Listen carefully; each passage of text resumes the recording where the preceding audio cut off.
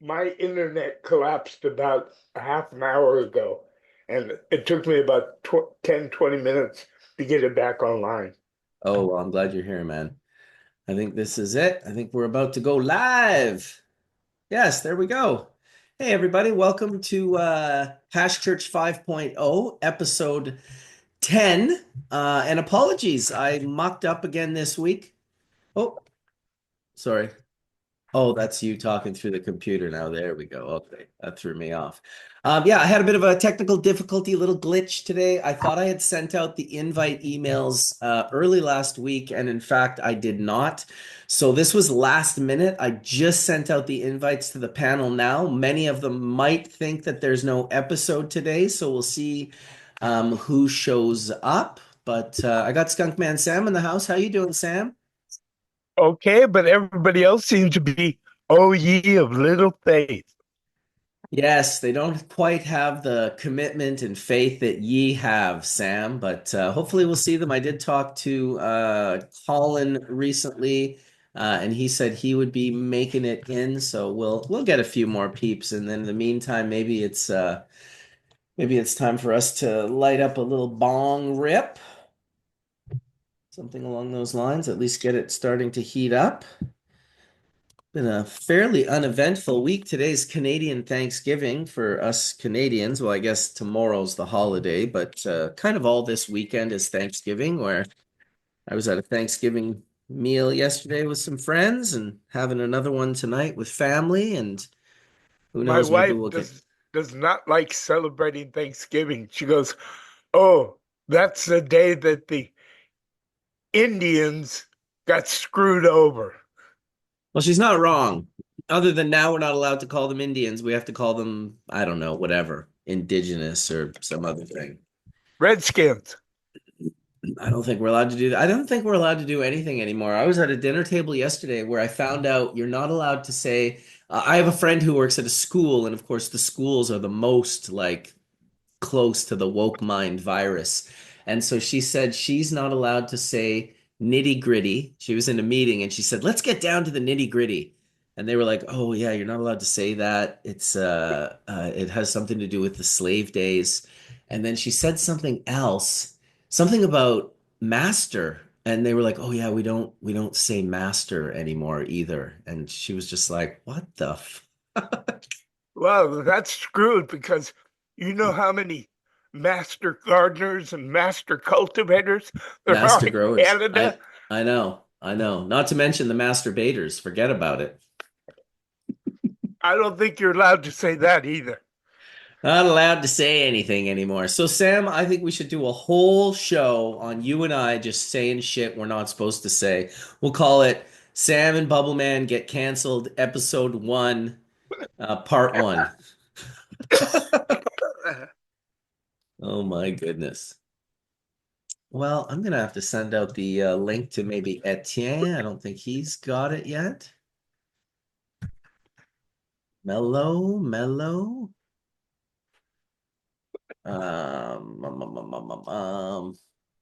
Yeah. So what's new and different over in Amsterdam?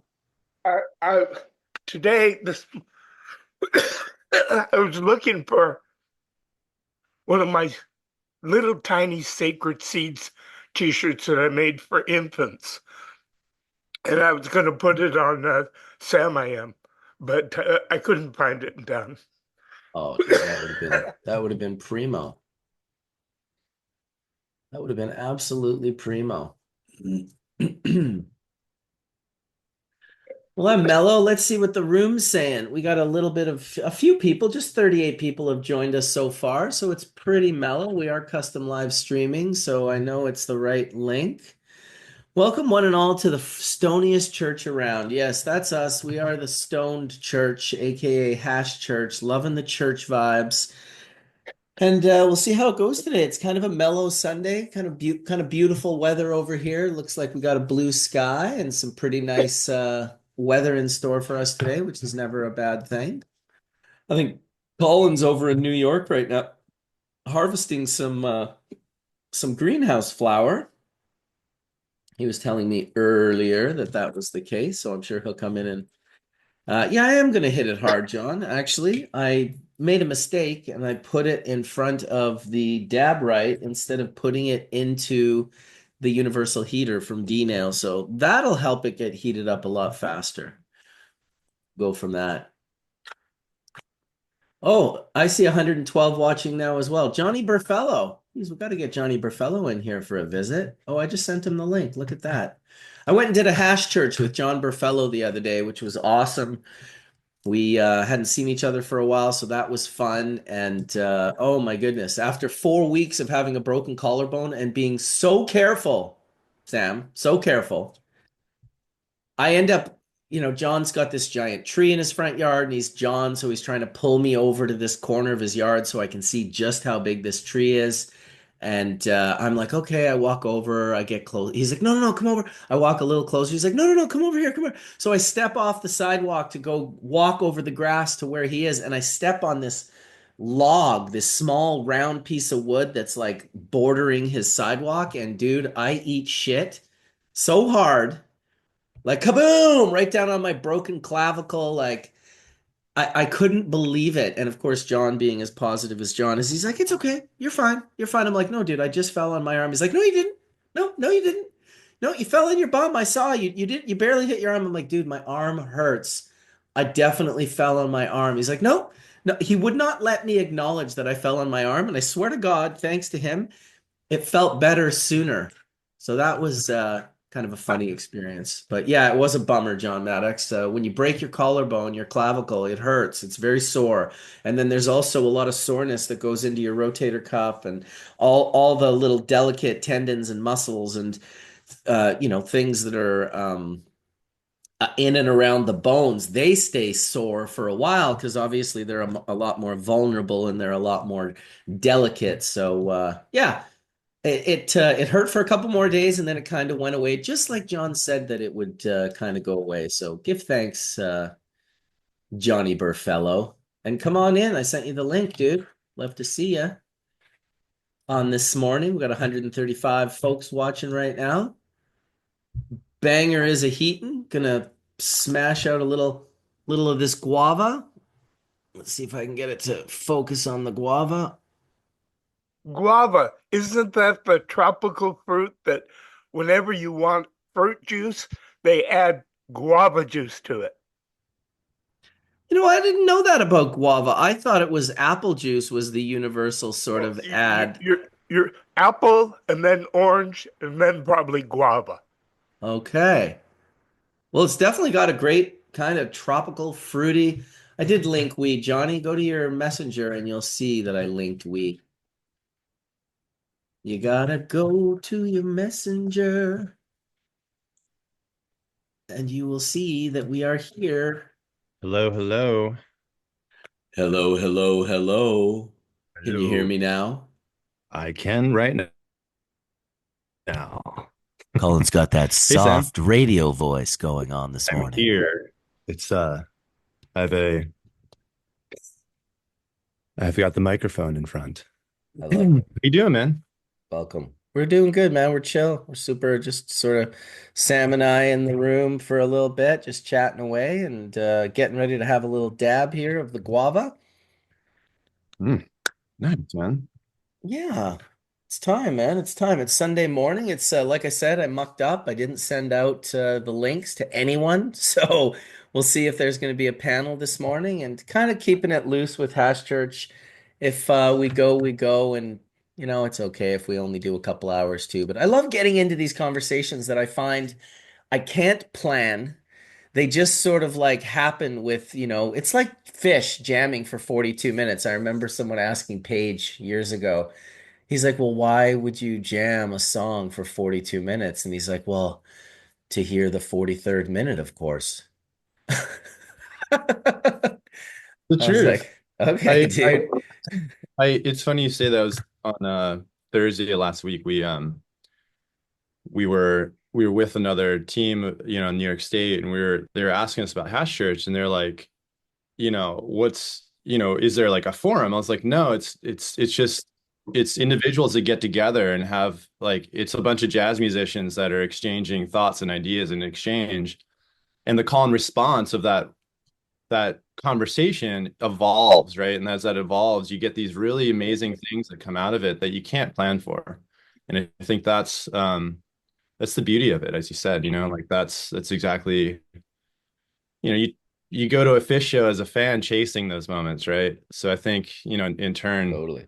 fan of the show and you've been following this, it's sort of the similar thing where you get into these exchanges and then things start to evolve and really come out as gold, So it's cool. Yeah, I totally relate to it. I was The literally, songs are just the subjects, right? yeah. But how deep you go into it and how, it's definitely a very cool thing, and I agree with you as well. And I want to say good evening to all of those sitting down for your dinner in Denmark right now. I'm talking to you, Keep It Simple 420.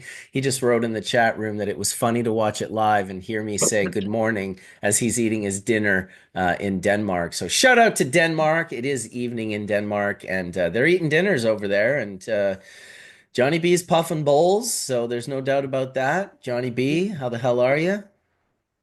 Fantastic. I don't Good to believe see your it. face. Howdy, Johnny. That was tasty. That was the money balls. How you doing, Sam? Oh, the money balls. How you doing, Colin? How is everybody doing? Great to see everybody on this lovely Sunday morning. I'm doing great. I'm just really excited. We had a monumental week in New York. We picked up our first batch of living soil organic grown material to put back in the market. And Hell yeah. our partners have just crushed it. And I'm feeling really confident about where things are headed for not only us, but the New York market. I mean, living soil organic, passing all the tests is very difficult. And to put it on the market that way, with that much love and respect for the plant and the process, it's hard to find that. So I'm really honored to be able to do that for the community and continue the journey and, just build this whole thing for the people and then ultimately put out amazing products with Marcus and our friends. So cheers to all that, 10-10. We just picked it up, super monumental. And then we saw the Northern Lights. We walked out of the lab and we looked up. I was like, hey, Zach, get over here, bud. It's like, look up. That's Northern Light, you know, it just, we drove 14 hours to do this whole thing. So it was really good for us. So as a small, mighty lab, we're here for it. So New York, get ready, man. We're gonna put some Sherbanger 22 in the market for y'all. They were 3.5. seeing they were seeing the Northern Lights in Florida. Wow.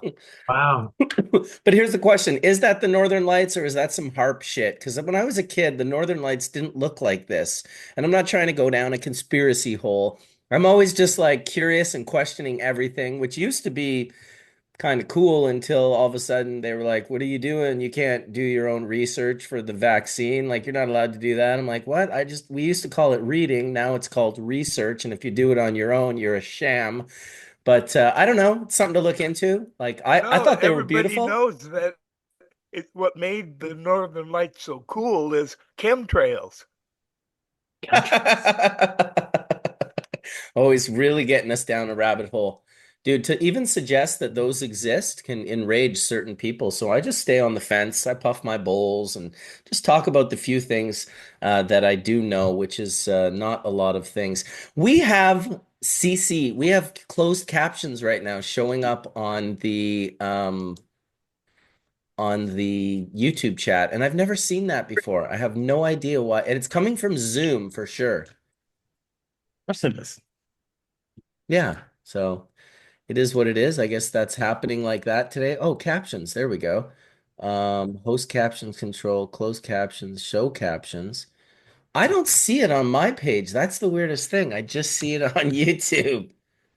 It's okay, because there's all kinds of new things happening with the Zoom and all these little, little things, these reactions, and we can like have all kinds of party time, and you can have all kinds of fun now.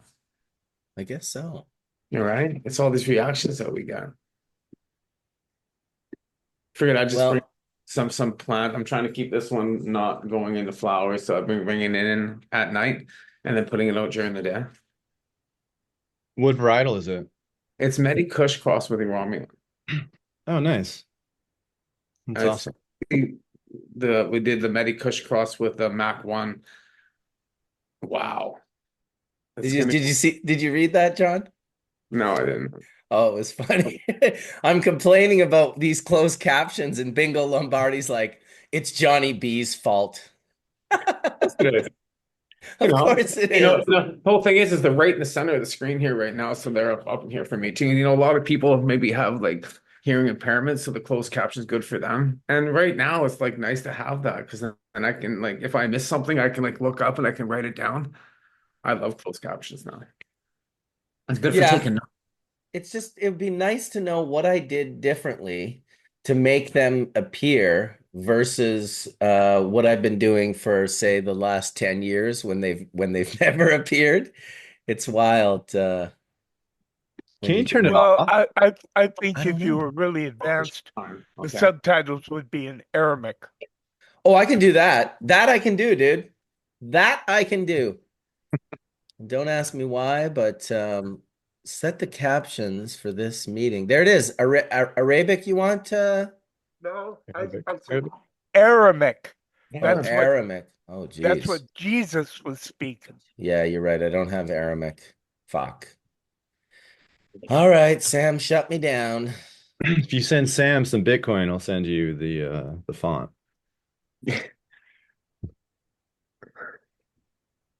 Allow closed captions there. I think I just shut them off. Let's see if that shut them off. Mine are gone now. What happened?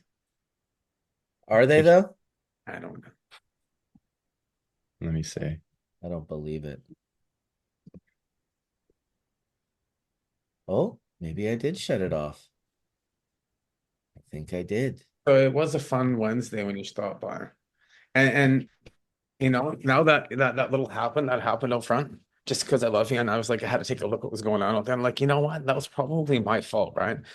And No, it wasn't your fault. It wasn't your fault that you were leading me away from I what I was moved, trying to I do moved, I moved the constantly. bench. See, I moved the bench. So I don't now, think it was the bench. It was that log on the left side of your and now, now, grass, and now I that put thing. these here, so you Oh, won't, nice. right? I would have So fallen right on it. That's where I fell, right on that where that pot is, right. collapsed. Show us the mulberry tree. It's so big. There it is. The tree Did that you ever almost took get my life. mulberries on it? After the big ice storm, that's what happened to the tree. It's split in the middle, right? So we had a big ice storm. You see it split in the middle and it all went down. And then this year we got no mulberries and it did some crazy stuff. So it's kind of like pretty cool. And it took over my whole yard. And it just, I don't have any yard maintenance, so it's pretty good. But you've gotten mulberries from that tree before. Okay, Google off. Of course. I have a freezer Yeah, full. We have white nice. mulberries and they come at 3 different stages and they're so good for you, right? They're good antioxidant and everything. So, I mean, I have a freezer outside with mulberries. I have dried mulberries. Beautiful. Yeah. Very, very beautiful. Well, it's harvest season, man. Croptober. It's going on all around. I'm always like excited. Like it's kind of like once you've grown cannabis outdoors in particular, I think you just become forever connected to the web of people doing it because although don't have any plants outside right now, I'm nervous for those who do, and I want them to get their plants harvested. Like my Has uncle to be tells me today. about, yeah, you Today just, is probably. I'm telling you, dude, it's like sooner than later. Here in Canada, especially, if it's October 13 and still have your plants in the ground, which I do have friends that have their plants in the ground, It looked like it's that it's because it not going rained to so fare much. well. And I went away. Um, I came back and that one didn't really make it. This one did. That time of year. if This one's if coming today. This one did not make it. Damn. Wow. Yeah. if in No, my window, I've got some bunks growing, which is Taihei's skunk, and it hasn't even started to flower yet. Oh my God, it dude. smells really good. Just never made it. So there you go. That's the one. We had in the East Coast in the United States, we had a really rough year last year. And to be honest, this week, these next 4 days, anyone that has outdoor that's listening, please start harvesting today. Just Yeah, get it, harvest. get it down. It's over. Like this is not gonna get better. To your Is point, Mark, blessed. it's just brutal because every year this happens and everyone forgets. We have hurricane season. We've had two hurricanes come through the East Coast. That the barometric pressure and also the humidity and it being somewhat warm and cold, hot, cold, around 68 degrees to 70. That's just a really, finite recipe for botrytis and all the things you don't want. So yeah, it's really Bud tough. rot. Yeah, and then furthermore, I would say that New York State, if you're a regulated grower, you have 10,000 CFUs. That's a really high bar to match to get your product to market without remediation. So all those outdoor growers that love sun grown in New York, I respect every single one of you. But it's, all that hard work to go into remediation feels backwards. So hopefully we can change that. CFUs need to be changed. So it's not good. It's definitely not. It's the conversation we had in episode 3, I guess, with Kevin and Alec from SC Labs there and medicinal genomics. It's one you could go on and into. A lot of people don't understand that they're just failing they're not deciphering or deciding the differences between, bad and good. It's just whatever. If it's in the microbial world and we find a certain level of it, you fail, which is pretty crazy. Yes, Dread. Dread is right. CFU is very terrible in Illinois at 1,000, which is insane that it's 1,000. Delaware is 50 or Jesus 100. Christ. Yeah, so it's getting to the point where it's so uneducated that when you see these numbers, you have to beg the question, where did this ideology and this thought process come from to land on this number? Well, Like I what get it. They come from the world of like Joe Strady. Like they come from like the way they will do food and do a variety of other things. They're so disconnected from the actual relationship that is cannabis. They don't understand the subtle nuances of it. And so Yeah, they're but if willing. you think about it, with food in America, you can have X amount of rodent hairs per Yes, whatever. You it's can true. have, ro- ro- I mean, as long as you sterilize it afterwards, it's okay. And let's not forget, a ton of the food in America is actually poison. Like it's not even food. It will kill you. It will, That's a the lot of the food that we eat today. A lot of it's processed and stuff like that. It's complete. But that's why Americans are so strong. You've heard if it doesn't kill you, it makes you stronger. oof, I definitely have heard, but I've also heard of if you're 350 pounds, you're shortening your life span. I made mention of that. How many people do you see in their 80s overweight? Now, you don't see that. You don't see it. You No. just don't see it, right? So, I mean, The if heart you, doesn't make it that far. huh? The heart doesn't make it that far. It can't make it to 80 if you put that kind of pressure on it. You got to keep your hands on your heart and hands on your plant. How old was So Humpty Dumpty? Humpty Dumpty was only 13 years old, but back then that was actually fairly old for a Humpty. They didn't have a long lifespan. And what are you looking for there, Colin? my Ah, yes. I was looking for my dab. You were looking for your dab. I was trying to find my jar. I was like, where did it go? I It's right just had there. my 8 a.m., 9 a.m. dab. Oh, still good amounts of discomfort from the old arm, but geez, it takes a little while longer to heal as we get older, I guess. That's the thing about getting old. That's one of the things I suspect. Our time.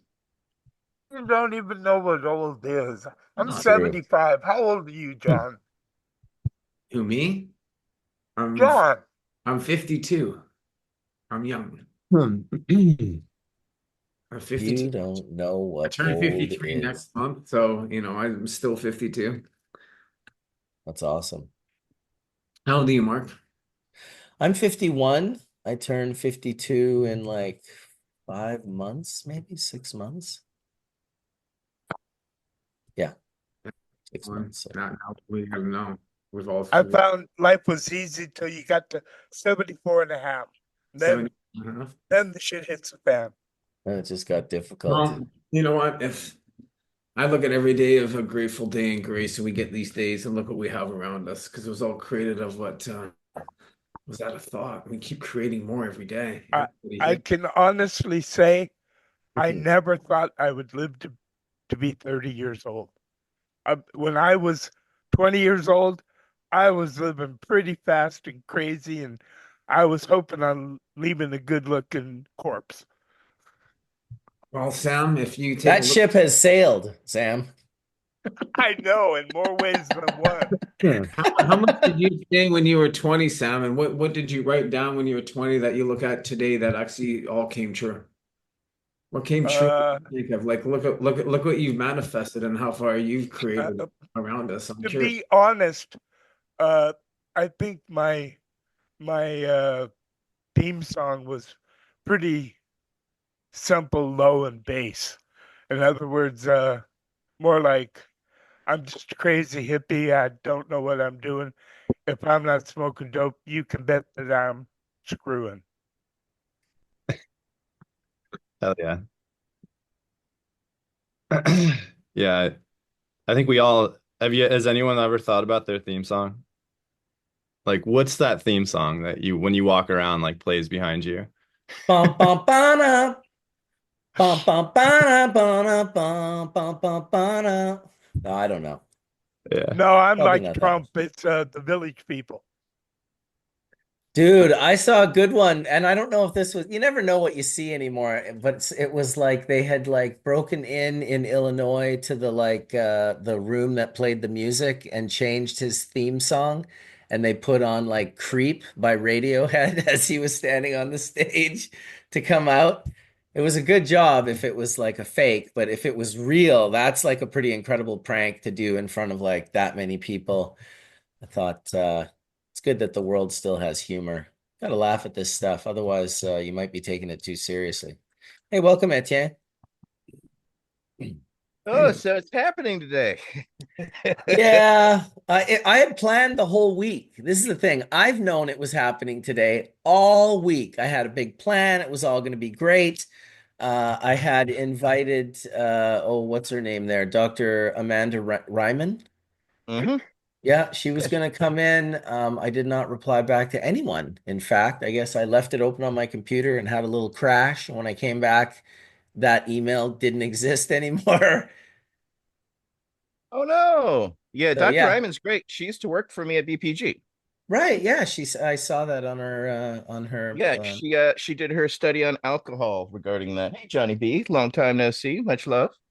I just put in the chat. I don't know if y'all saw this, but apparently Charlotte's Web is patenting a transgenic cannabis cultivar. Really? Y'all see that? Richard Rose posted that this morning. I was like, oh, I did see that actually. I don't think I understood it. That means the plant is intersex. Right. I just mean the whole, so like what? They've created an intersex plant that they've found a pathway to patent it or trademark it or whatever you do to plants. seems to be the Registration. You case. know that the Stanley brothers, uh, with their enabler, Dr. Gupta, they they invented THC. I mean, it wasn't here before them. Oh, of course not. Yeah. God. What was that again? What was that term you just said? I've never heard of it. Enabler? No, I was saying this the THC thing you were talking Oh about. I don't know. no, it's They CBD. invented that. They That was a invented joke. CBD. Yeah, they That also was one invented of Botanicals, which is a name that I came up with 5 years ago and have the copyright on. I was looking at it the other day. I was like, huh, I could probably go back to this guy and talk to him. yeah, yeah, They yeah, yeah. started Ajna Botanicals as their next venture for mushrooms and other alternative plants. I thought it was very fascinating because I've spoken to both Joel and his brother at conferences before, and yeah, it's more the same, Sam, to your point. Yeah, well, Different. I don't know what to say. I had high CBD varieties, more than a decade before them, but whatever. Yeah. One thing they're better at than me for sure is keeping their eyes on the dollar sign. Yeah, and PR too, right? But I think ultimately, Sam, we should talk about this. Like we should document as much as we can of your work because it's necessary at this stage, I think. It's all too often I hear in other circles, not just what we're talking about here, people forget where things evolve from. And Well, here, let you know, me. it's very important that we document history. I think early days of design, similar thing. They weren't in the internet. Remember Wayback Machine, how they started to document websites that were lost? I think we're in an interesting time where we need to start being proactive about that. Well, the Wayback Machine was hacked this week, right? And basically sabotaged as well. And So do you that's Oh, remember no. the first Wayback Machine? It was drizzle, drazzle, drizzle, drome. Time for this one to come home. Say what now? that was a cartoon. Yeah, it's a cartoon, correct. Yeah, come on now. Aren't you old enough to realize there's funnies? I Well, never heard that's that. why that's why we also Collin, that's my group, Veterans Action Council. We interviewed Sam this week because we're trying to get the history, and I would like to thank him for doing that, as well as he made us where he typed out all his answers because he wanted to remember and recall properly, and we greatly appreciate you going that way. um and yeah, I mean, we have to document what's going on. It's one reason why we have documentarians who are interviewing me and others who are trying to get the oral history, because a lot of our history isn't logged, right? And that's what we need to document. Isn't there a group in Northern California called California History something? Yeah, that's Dr. Ryman. Dr. Ryman's doing that. So she was probably going to make us aware of that, because they're just trying to make sure the California history, because that's something I have worked with her on and talked to her about in the past, because we've found ourselves creating history and realizing, oh, there's nobody really documenting the history that we're attempting to accomplish or achieve on a consistent basis, right? So this is where you who are watching, we need proper documentation of the history. We saw what happened here with Bubble Man's World, right? You even had your site hacked, you had many of your YouTube sabotaged and destroyed. Unfortunately, somebody kept them and put them back up. But this is unfortunately the type of reality that we're in now, that we need to substantially back up our history so that the future is aware of it. Otherwise, Yeah, but if Bubble Man would have just paid me the $1 million, I would have given them all back to him. Bastard. cheap fucker. It really is too bad, Sam, that he didn't do that. But the other thing I wanted to bring up was I remember the day that Overgrow got taken down. It made my heart sink. I never forget the feeling. That was a bad one. That was a bad feeling, and then I got an email from Bog, Bushy Old Grower, saying he was shutting everything down and he was moving states because he was just like, he was caught really in the middle of it. So it was a really big information dump from all of us at a young age, at a very earnest time in our lives, I think.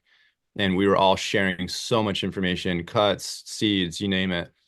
And then Sam and his whole world was on there, dropping crazy knowledge and great posts, and all the other constituents like OT1 and me, myself, and I with his G13 out crosses and back crosses. I don't know if any of you guys remember any of that, but Oh yeah. super What, important stuff. what, Like what I did was I moved over to IG, International, IC, yeah, International Calligraphy. I go back to IC Mag sometimes and I look at my profile. I'm like, man, we came over here in the early 2000s, after Overgrow. And then Laughing Moon was before that, which was, I think, Emery's stuff, right?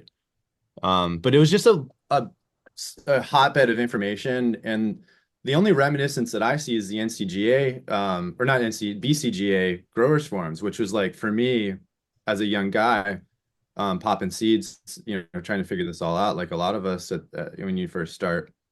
There's just a lot of elders that were willing to share and explain things. And Vic High was another one. But all that stuff, the BCGA is still there in an archive, right?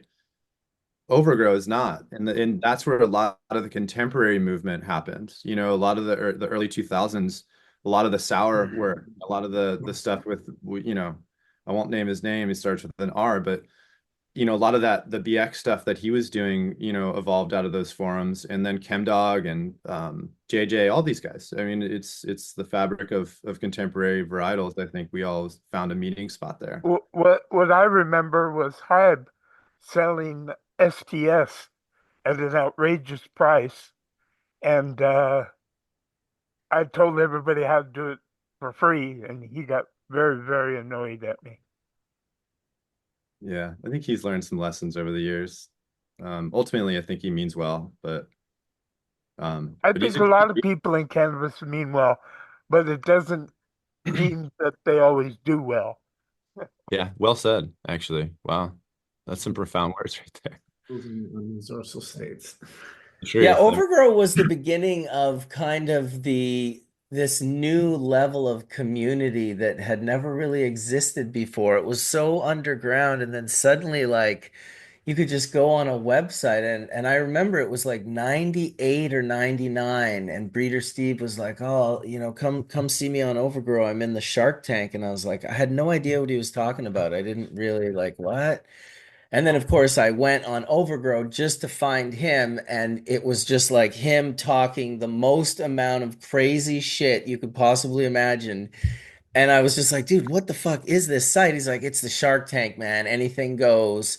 I like, I was like, okay, well, this is weird. So I never went in there again. I only went in the Shark Tank one time. And then very shortly after, I would be asked by Shebang, the guy who created the site, to run a hash and processing forum, which had not existed online yet. Like ICMag.com, or before ICMag, cannabisculture.com, Cannabis World, cannabis.com. All of those sites had many different forums, but none of them had hash and processing forums. And so the first one was on Overgrow.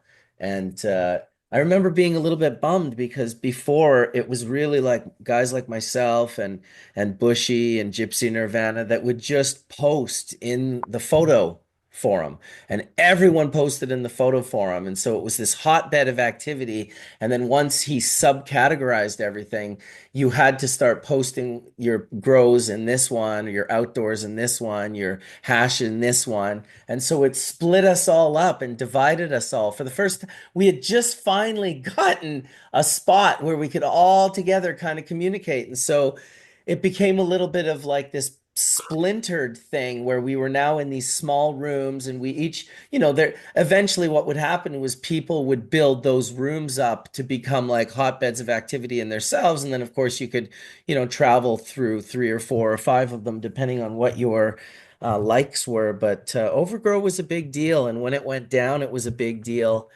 It was kind of up there with when they arrested Mark and Michelle and Greg, and said they were going to send them back down to America there, the DEA. That was another kind of milestone experience in not a good way for cannabis in Canada in particular. Yeah. The RMCP, is it? They took control of the servers. The And RCMP, yeah. yeah. I just remember I just get emails from everybody being like, dude, delete everything. I You was know, yeah, it the was bad, man. black Uh, the black SUVs pulled up. Mark came out the back with Jody. They arrested him and they walked him out the front door and fucking put him in the fucking Those SUV. dudes with the balaclavas. It was like, yeah, I mean, I just remember meeting some of the most amazing individuals that sent me such awesome cultivars and offspring. I mean, I had such a blast trading, and collecting varietals all through that time and banking what I still have today. It was Dude, it was incredible. it really I was. can't even tell you. That was the beginning of fresh headies and bubble bags. That was like without overgrow. That's where we I met, was dude. like, yeah, You and I that's what I'm met. saying. I had a handle. We didn't even know each other's name.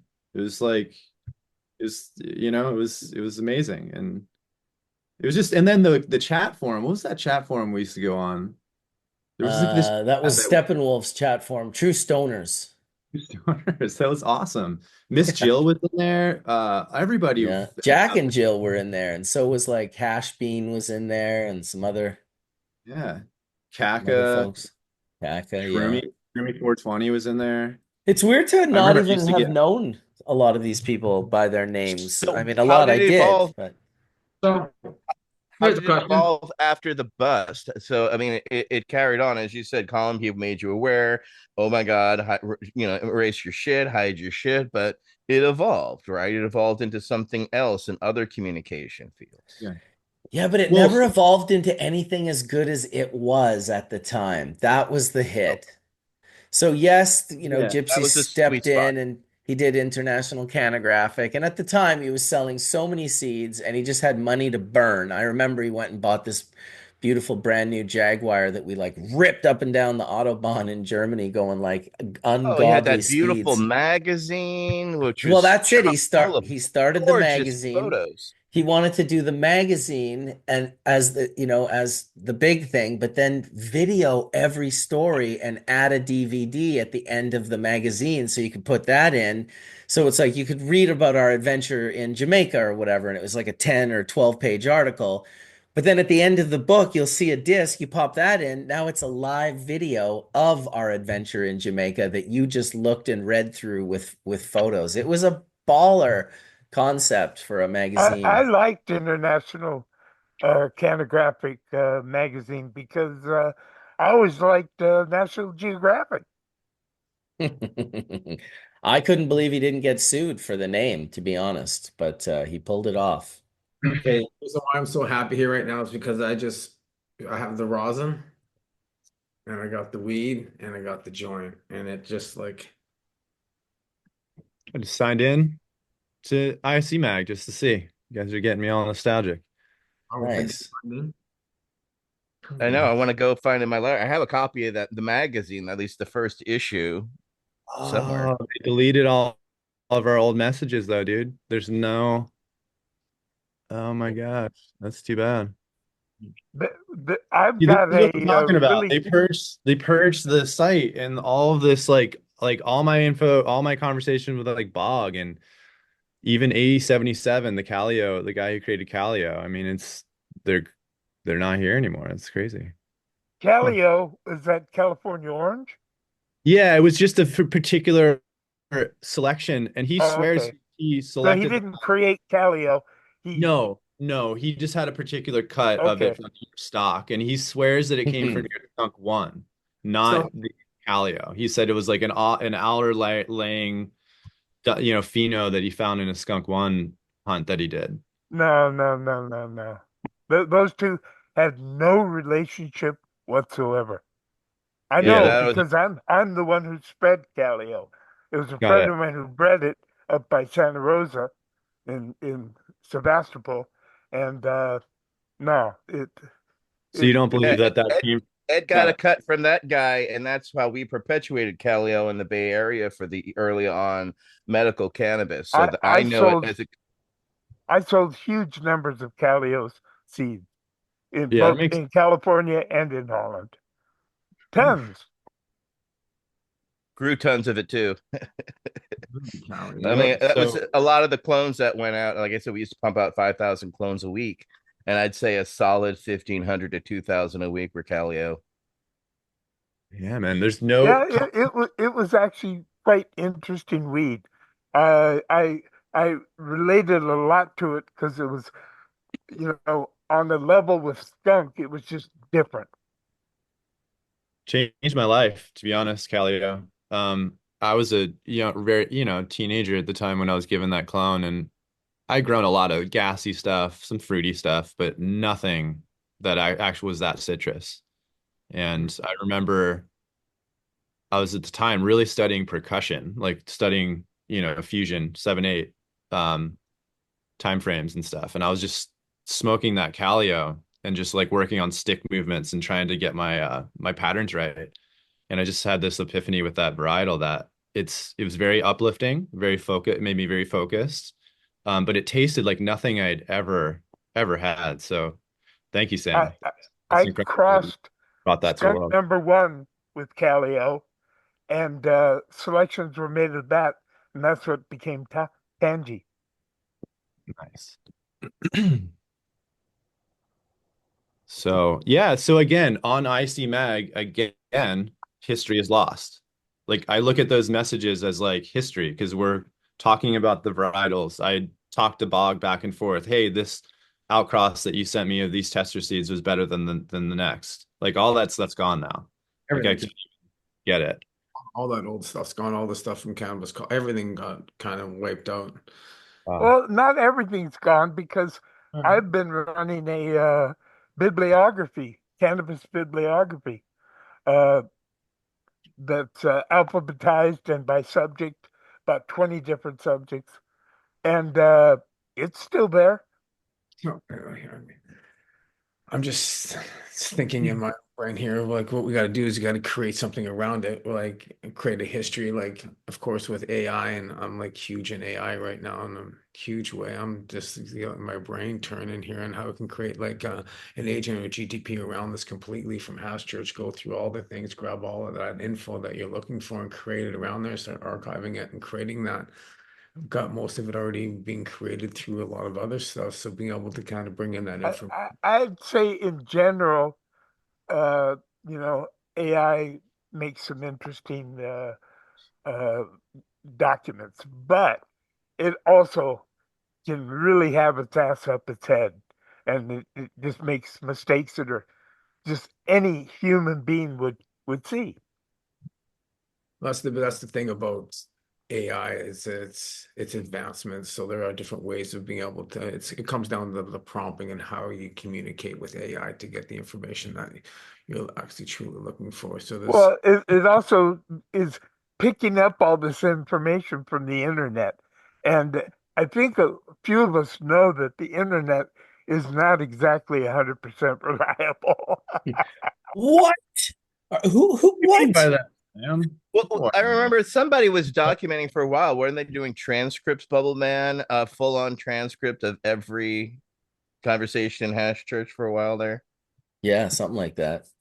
That's outrageous.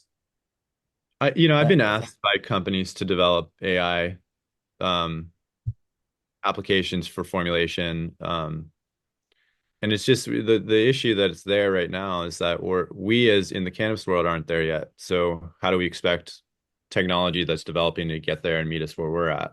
use it as a Um, in order to y- No, y- they want the technology to drag us into the real world. yeah, but I do think over time you ingest more. It's kind of like the genomic research side of things. It's like as we ingest more, it'll spit back out more data that is digestible that we can actually use. But it's going to take a lot of time. But it is a tool that's not going anywhere. So I do well, it think, learns from you too, not just the internet. So if it's just a matter of playing around with it, and you can, throw the first time you play around with it, you're like, oh, this isn't accurate. I've been playing with it for a couple of years now, and when I ask it to like write an SOP for me, and I'll use very specific language so that it ties back to me and my SOPs. You can also make it write things to sound like you. It will literally write things that are like of your, like if you read it, you're like, whoa, I feel like I wrote this. So, but that's all about learning how to use it. The internet wasn't too different. When people first started like searching the internet, people weren't good at searching, and some people were like spectacular at it. They just knew the right things to write in to like hone in on what they were looking for much quicker than other people who were just like leaving it too broad, pulling in too many other subjects into the search. So that's just my perspective on it, but it's interesting. We use it to. I mean, once when I'm saying we, my veterans group, we work at the international and national level. And we're working on legislation. All we do is take our verbal vomit, as we say, and then put it into proper legalese. So it has its its opportunities.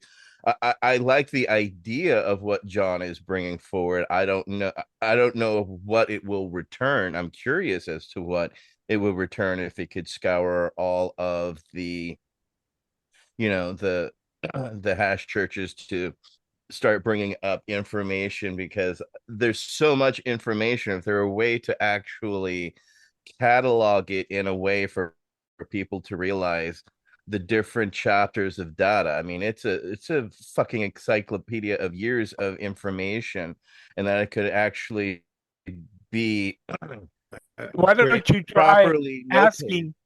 asking AI what is the best weed in the world and why? Oh yeah, let's just ask. I have one called Strainpedia that actually looks at every strain and has scraped data through Python code and stuff like that, so it can identify everything. So Well, I you can know, this is already the tell best thing. you there is no best weed. Yeah, There it's all is subjective. weed that different people will find best, but Do there you want to hear is what do you want to hear no what best weed. ChatGPT said? I think you'll be interested, Sam. What did it It's say? still Skunk going. number one? It's still going. Well, I haven't seen that one come up, but number 3 was definitely Durban poison.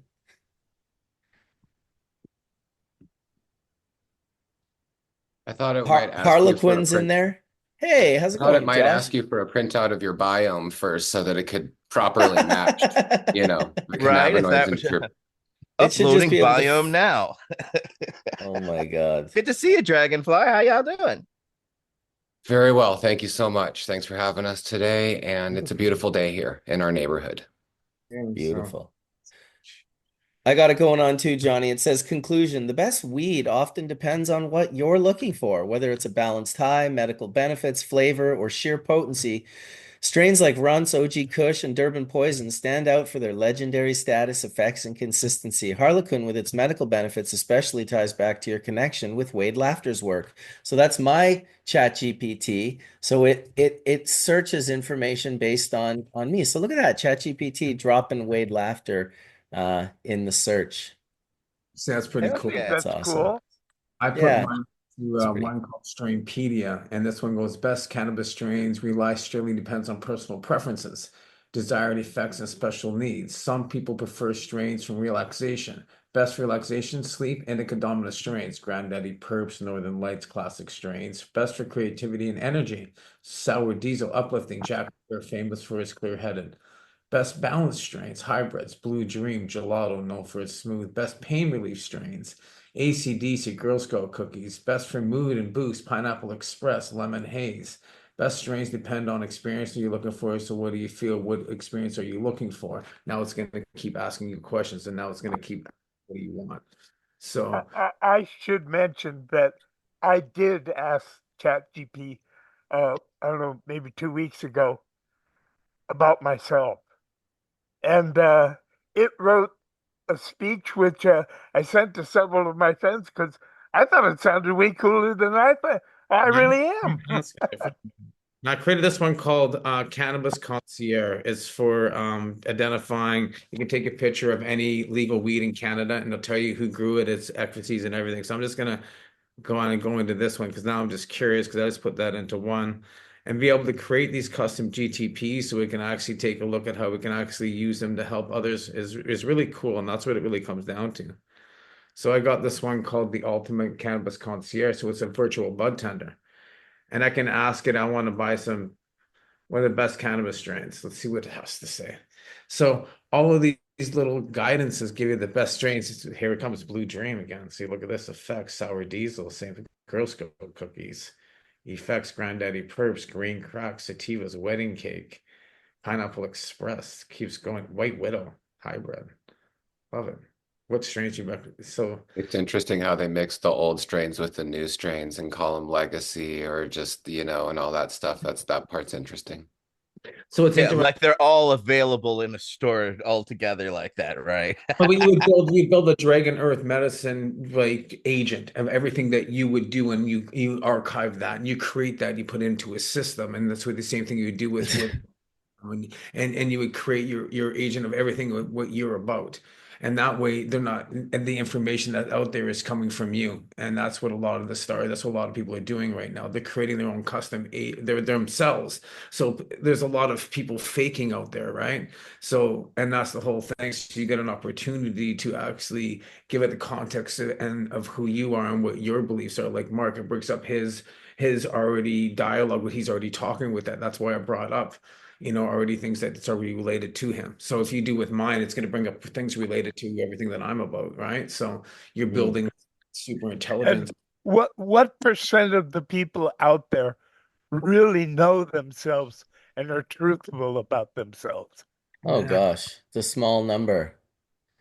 It's a small number. I did ask it about you, Sam, and it's pretty interesting. It's like going through your whole. I just said, "Hey, tell me about Skunkman Sam." Boom. It's even got your controversy in there, man. It's legendary. I mean, you said with the breakdown, I'd love to see. Actually, Sam, if you could email me that, I'd love to see it just for my own shit. I think it's worth a lot of money. That's Everything you awesome. do is How worth a lot much of money. Bitcoin will you give me? That's Oh my Lord, funny. I love you. Hey, so So I see. Dragonfly, Oh, yeah, I just yeah. got a Go ahead, Etienne. curiosity. How are things coming out this year? Have y'all started harvesting? Is it done? Is it coming in soon? How's your crop looking this year? What the fuck is going on? What you Thank saying? you for asking. We've had a spectacular year, although we had a very challenging year and we had an incredible, massive fire in our backyard. A lot of people saw it, and I just want to give thanks so much for all the prayers that people put out, for our farm. And it was very scary. The whole entire community was evacuated. We're completely surrounded by trees and forest. And the fire came all the way down to our properties. And there was, smoke and everything in the air for 2 or 3 weeks. And but we have greenhouses and we light dep, and we light dep really because this area is pretty difficult to grow, and it's a difficult bioregion. It's up in the mountains of not northern, but southern British Columbia in a northern climate. So growing outdoors, you don't get the same expressions off a lot of the plants that people want to smoke. So we choose to light dep, and we have we have a good amount of we have some greenhouses. And so it also covers the greenhouses from the air, and it blocks a lot of bad rains or whatever from the plants. And so it really, I'm not going to say it totally covered it because the sides are always open, but like our plants did amazing. They did amazing. There's zero smoke flavor in anything. And in the last 2 years, we started light depping starting at 6 o'clock at night, and then open instead of 8 to 8, because we don't have like a fully automated greenhouse. There's no electricity. We go for passive geothermal and air exchange and everything. And that's why we keep our doors open. So in the past, we've closed at 8 and opened it at 8. But then you have 2 windows of the plant trying to wake up or go to sleep. And any light leaks or anything in there just really affects it. And in the morning, the plants really want to wake up. After a long day of sun, they're ready to go to sleep. And it's a technique used in Northern California and Southern Oregon quite a bit to close your greenhouses at 6, the light dep at 6 o'clock, and then open it up when the light comes up. I was concerned for our northern climate that it's up, the light's broad daylight at 4 a.m. And we're starting light dep in mid-June, and to the end of June to try, and we need to be done by September in our area in order to get proper flavor and proper terpene expression. Otherwise, the cold nights come in and they really stop the progression of the flower. There are strains that progress in the fall. That's funny. You couldn't see it for a sec. Is that an outdoor?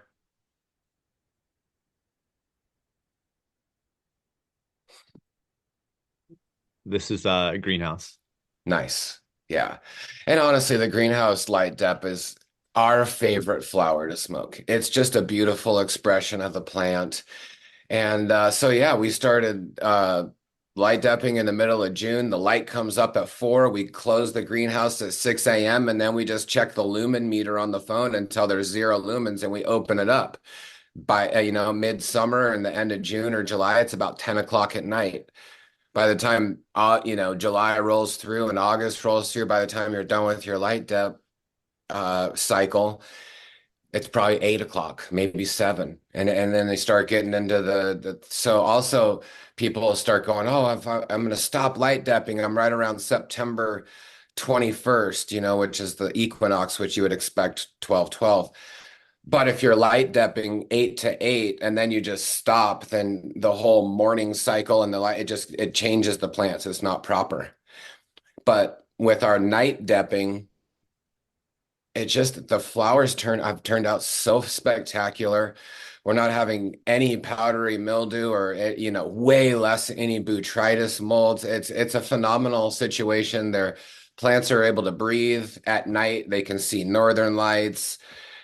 They can see the moon, they can get air, breath, and for us, that's what we want out of our plants. We want that spiritual connection. We want that earth connection. We want the air to flow through, make the stalks stronger, push the roots into the ground. Towards the end of our cycle, we don't water in our greenhouse, and 2 of our greenhouses, it was 2 months.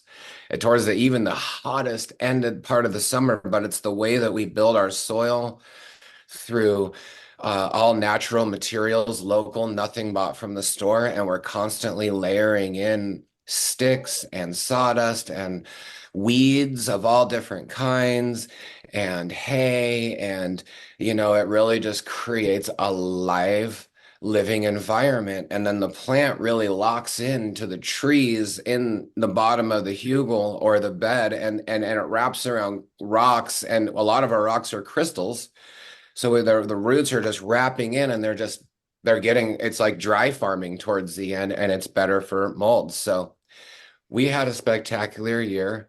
We feel very blessed because we persevered. We didn't evacuate. We were one of the few people in our community to stay in our house the whole entire time. We cleaned our forest. We put in extra water. I mean, man, our family rose to the occasion, and I just want to give thanks to my family. Kelly's not here right now. She's doing some work for our conference, which we're also really excited about.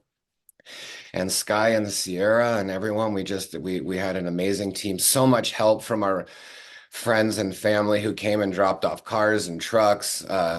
Big love to Tom Van Steesbergen yesterday for that insane Red Bull ride on the mountain bike. I don't know who follows mountain bikes in here, but our son Sky went down and dug for Tom Van Stees. We call him Steezy, Van Steesbergen. That's what we call him. And yeah, he did the world's largest front flip yesterday. It was like 70 some feet, and then followed it up with a flat drop back flip, and the whole day was insane. And he got best trick, and so we're really pretty stoked with our family right now and the community at large. It's tough times, in all honesty. It's tough times, but it's this engagement that really just saves the day. It saves the day. I've had some beautiful conversations with Wade on the side, everyone else. And so, every day is a blessing. And it's a big teaching that we're not owed anything in life. There's no guarantees. We don't get something because we're somebody or we're a certain color or we look a certain way. We have to really earn what we get in life. And it's true intention and love that really brings that together. And it also brings you through interesting times, we'll call them. So that's a quick wrap up on how our year is. We're very thankful. And, what more can I say?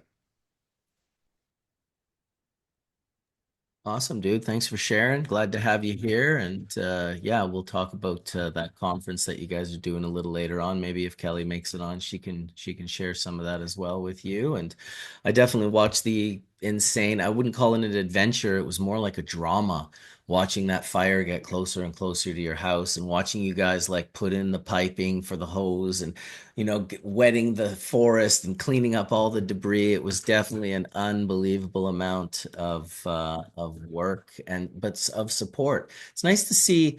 It's weird, you get the most support once you've died. You'll just hear people say the nicest shit about you. You're gone. It's like, oh man, he was such a good dude.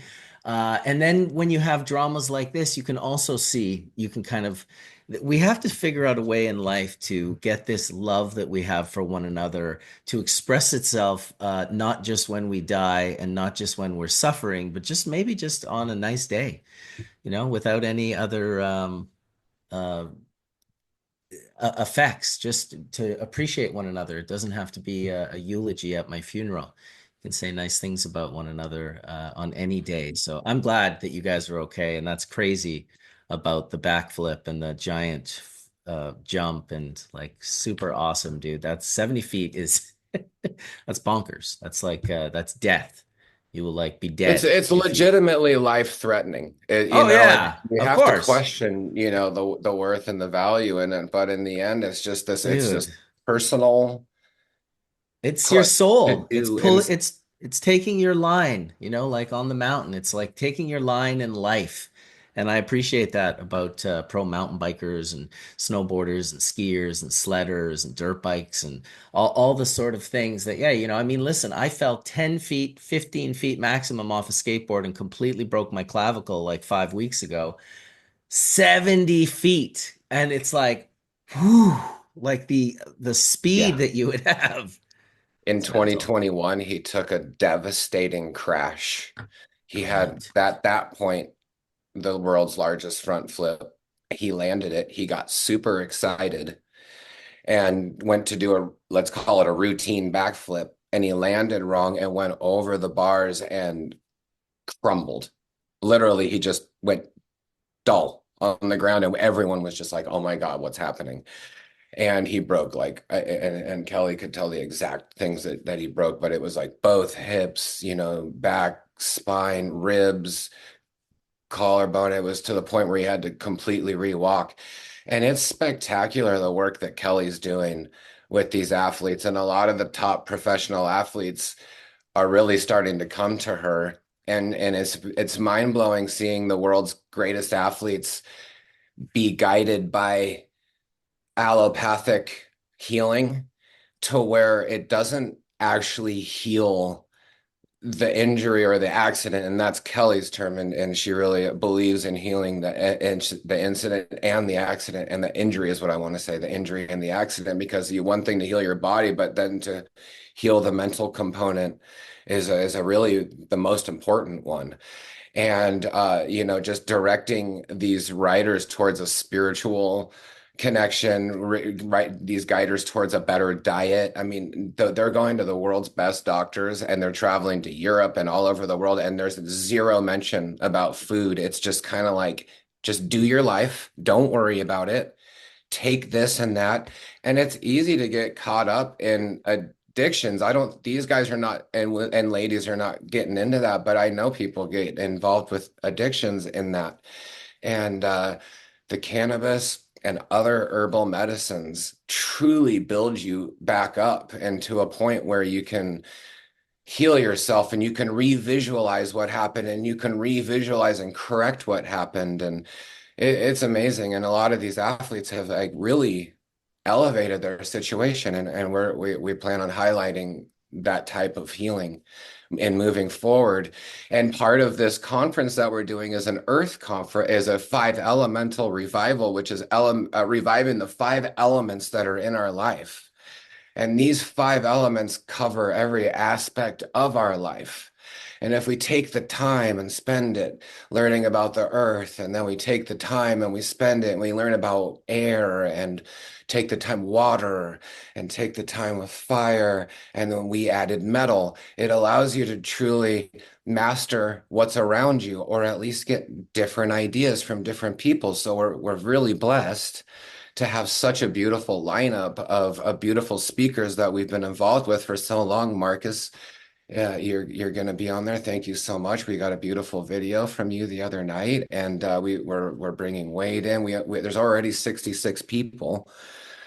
So we're doing an online conference, and we're working together with this new platform called eSys.life. And it's something that we're really excited about. And we think it's a new paradigm and a new platform to work with, to embody what we do in our life and to really show people a different way. And on a lot of social medias, it's really easy to get your account taken and things taken from you. Especially if you're saying something that's controversial based off what they're saying. So this conference is an opportunity to really share a fractal of different ideas at a community. So yeah, that's a bit about what we're doing, and it's happening this weekend online, and people can check it out. We have a lot of posts up on our Instagram page right now, and collaborating with other people as well. Awesome, brother. Well, everyone's happy to hear it, and I'm sure you'll get lots of support at your conference. I know I'll be there for my talk. It's 66 people talking for 20 minutes at a time is like 27 hours of like conference. It's gonna be quite something. Hey, Yeah. Marcus, you mentioned your broken shoulder, your clavicle.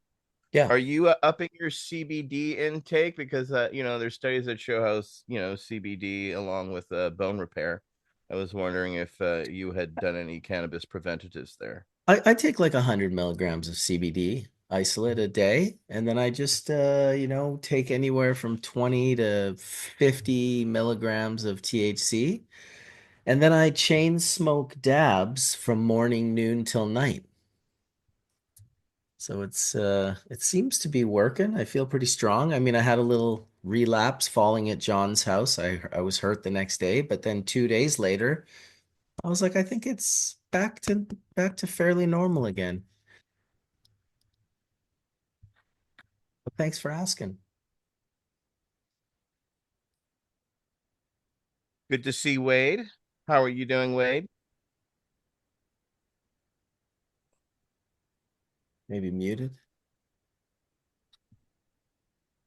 Sorry, no, yeah, I was muted, but yeah, we're I'm gonna be able to stay here for a little bit of time, but we have this big day planned, and we're getting ready to go down to Oregon, and we're gonna do a partial in-person conference in Oregon as well. So we're gonna meet up with some people down there and go tour some farms as well, which we're really excited about.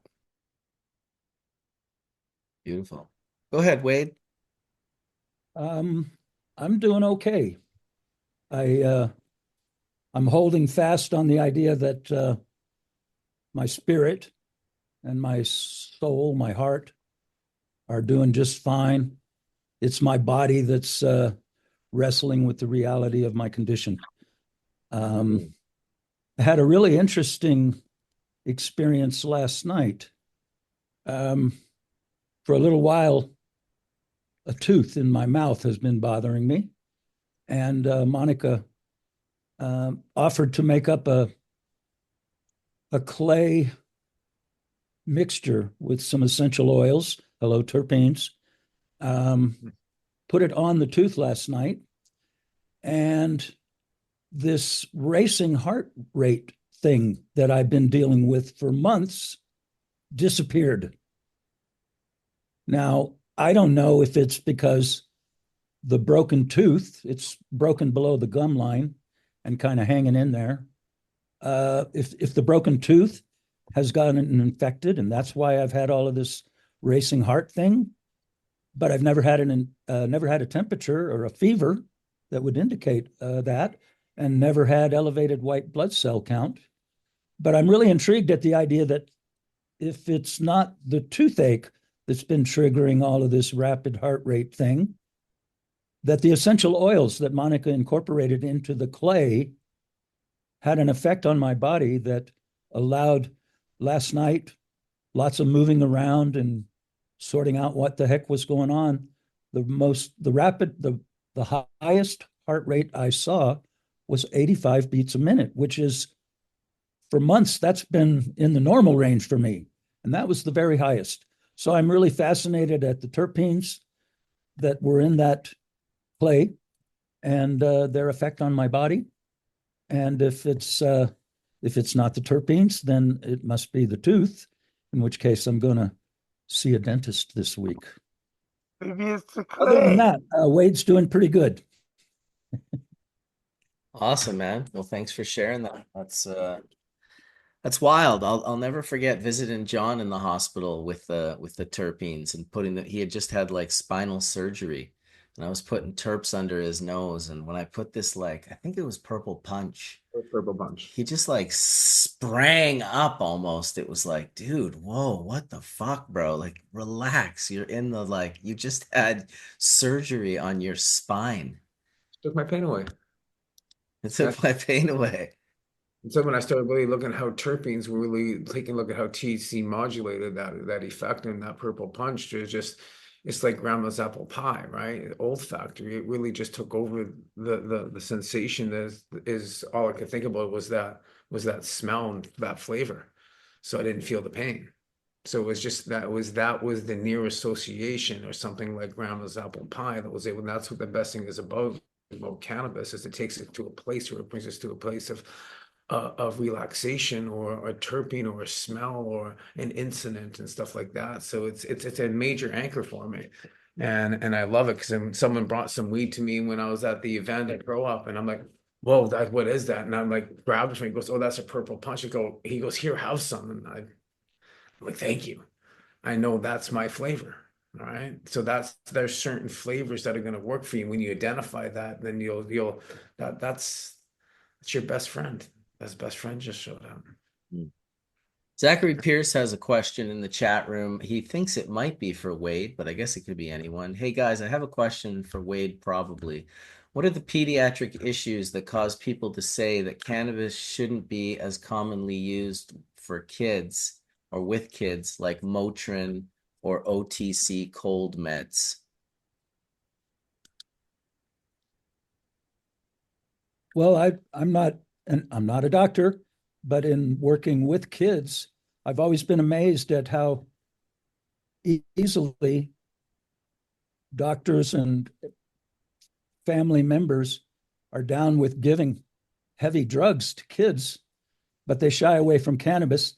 And I can only assume that's just residual fear based on prohibition. And I can't remember the woman who did a study, a longitudinal study on mothers in Jamaica who consumed cannabis. And Sam, probably somebody on this panel, I'm sure, knows the name of the person I'm thinking of.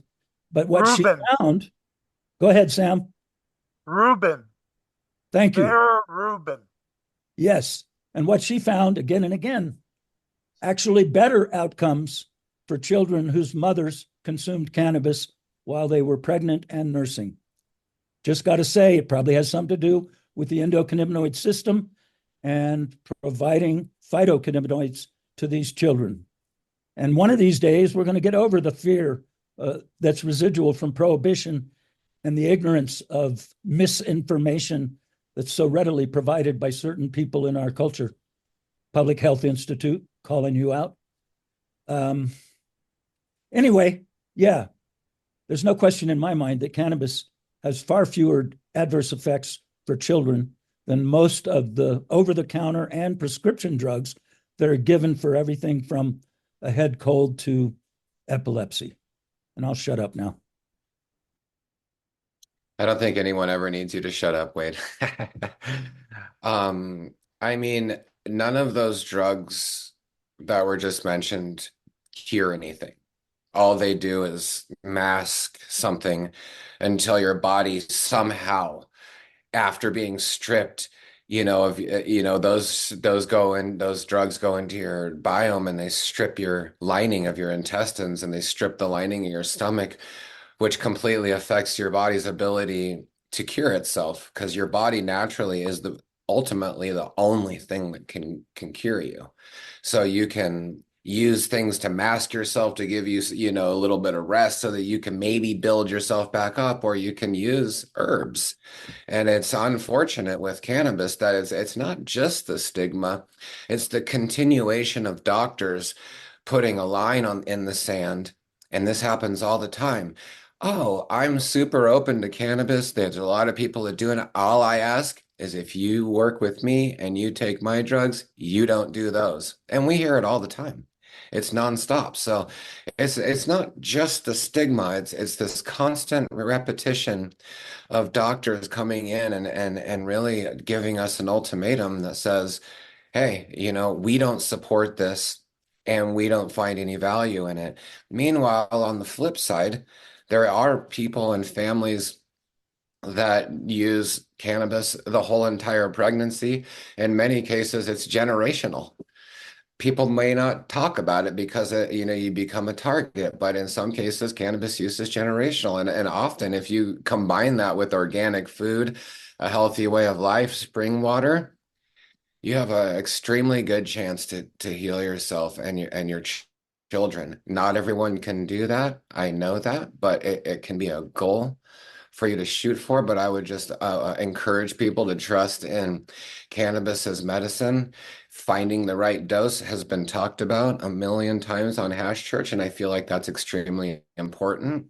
Go in slow on a new package, because every package could be slightly different, but that slightly different, I feel like is healthy. I think you getting this regimen and this exact same isolated milligram every single time really doesn't speak to a dynamic body. It doesn't speak to a dynamic system, which is all of the mitochondria, all of the cells, everything in our body. I mean, we're more than what we think we are.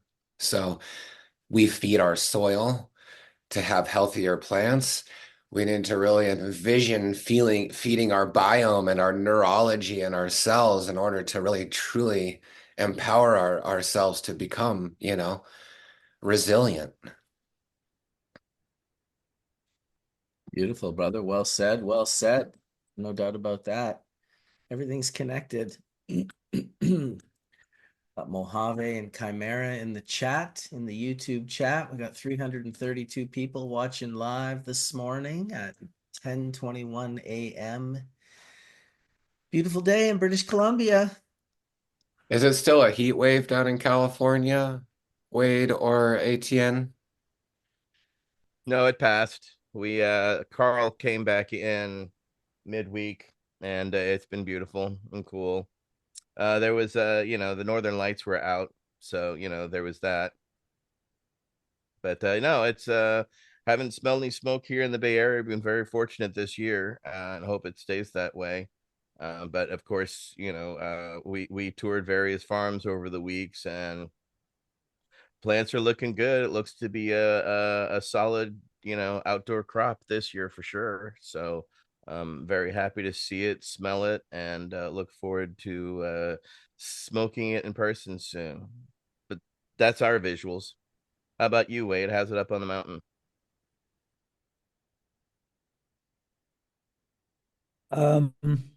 It's still warm.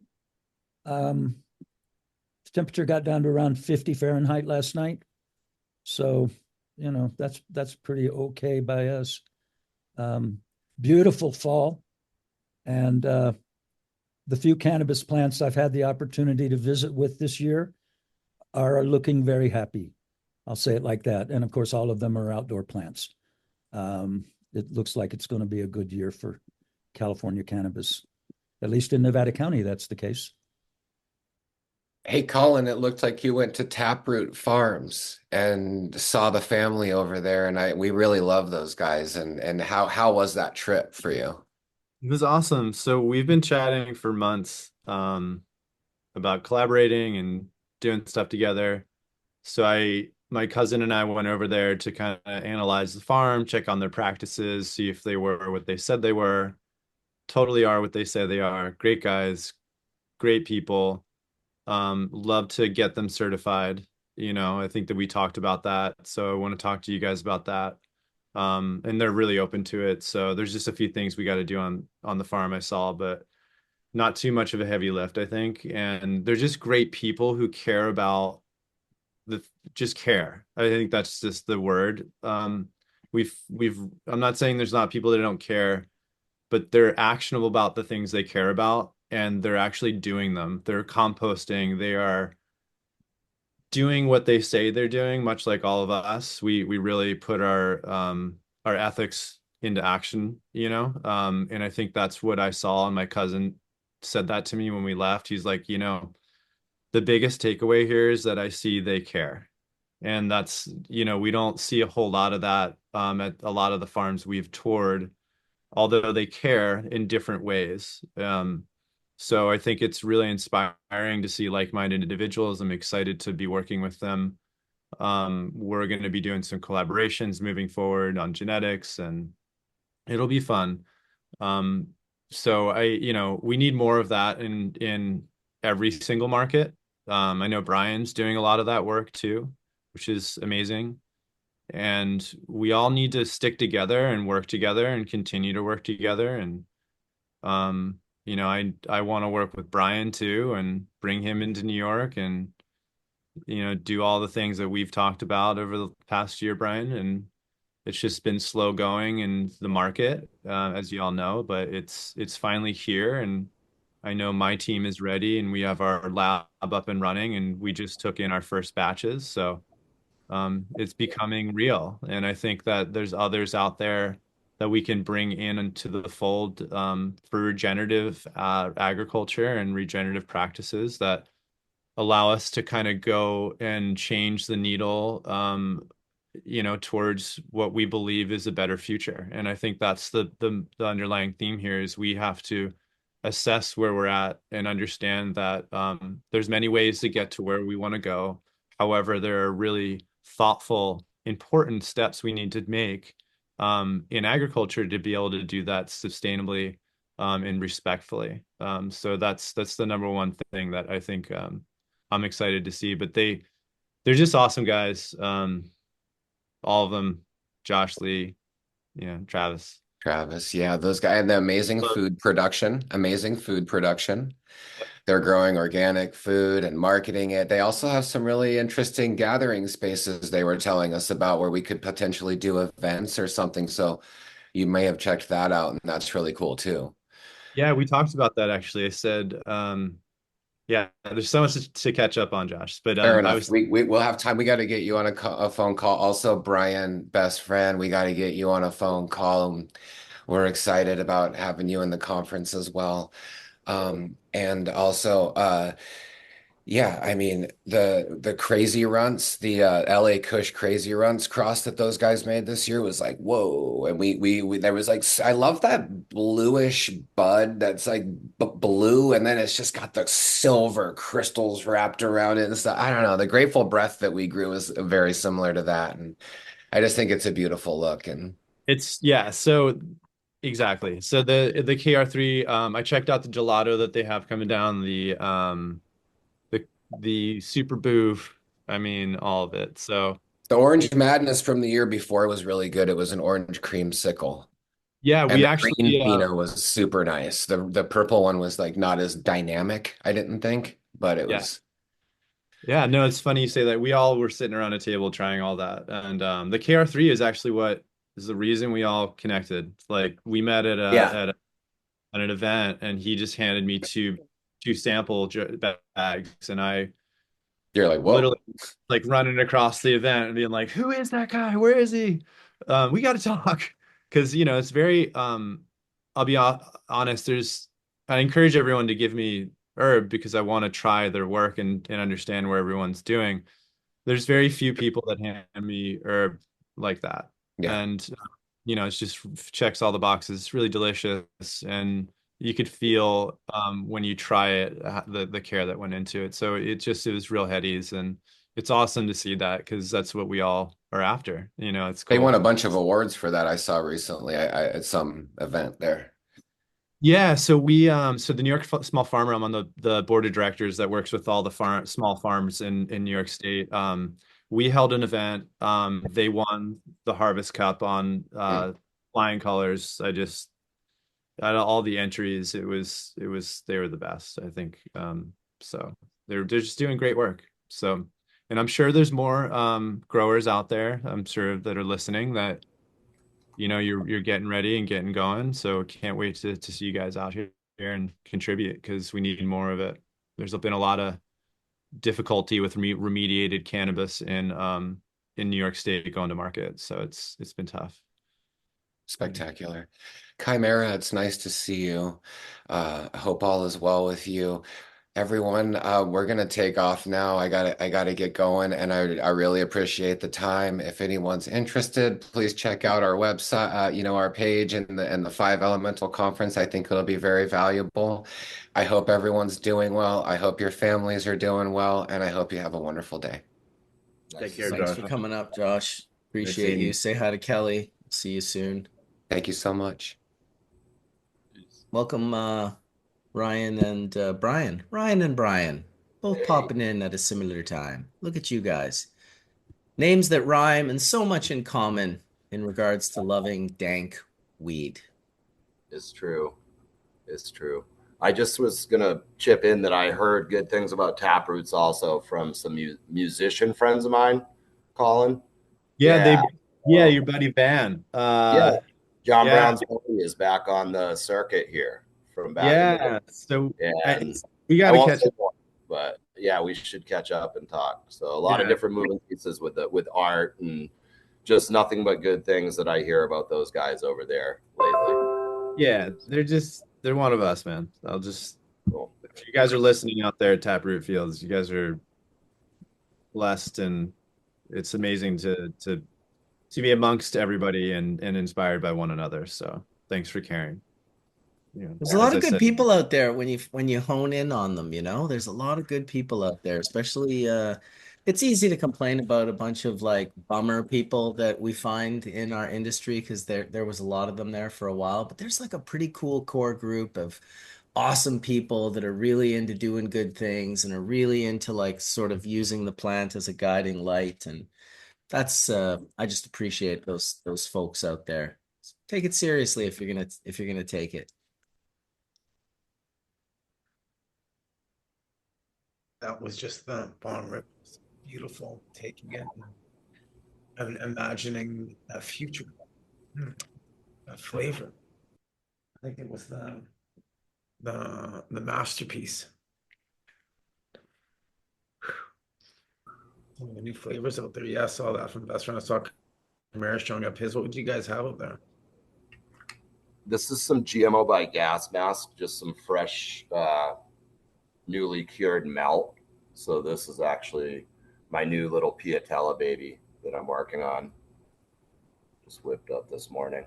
It's got great color and consistency and definitely a raunchy GMO nose on it. The kind of gas cream on the end from the gas mask. You know, you smell. Thank you. Thank you. The new flavors out there being quite nice. A lot of different female hunting going on. Yeah, I'm feeling this a bunch of new stuff. We have some ZOZ back crosses that we've been working. Some ZOZ tie that we made. Actually, it's some really cool stuff, man. Seen a lot of really interesting flavor profiles that are just really delicious, really long lasting stuff that's more like typical of an OG, but in more of a exotic fruit realm. It's and with a sweet undertone, which is nice because haze, the Colombian haze is that sweet Colombian haze, that piffy sweetness, churchy. I'm always after trying to find that undertone. It's cool to find it in washers.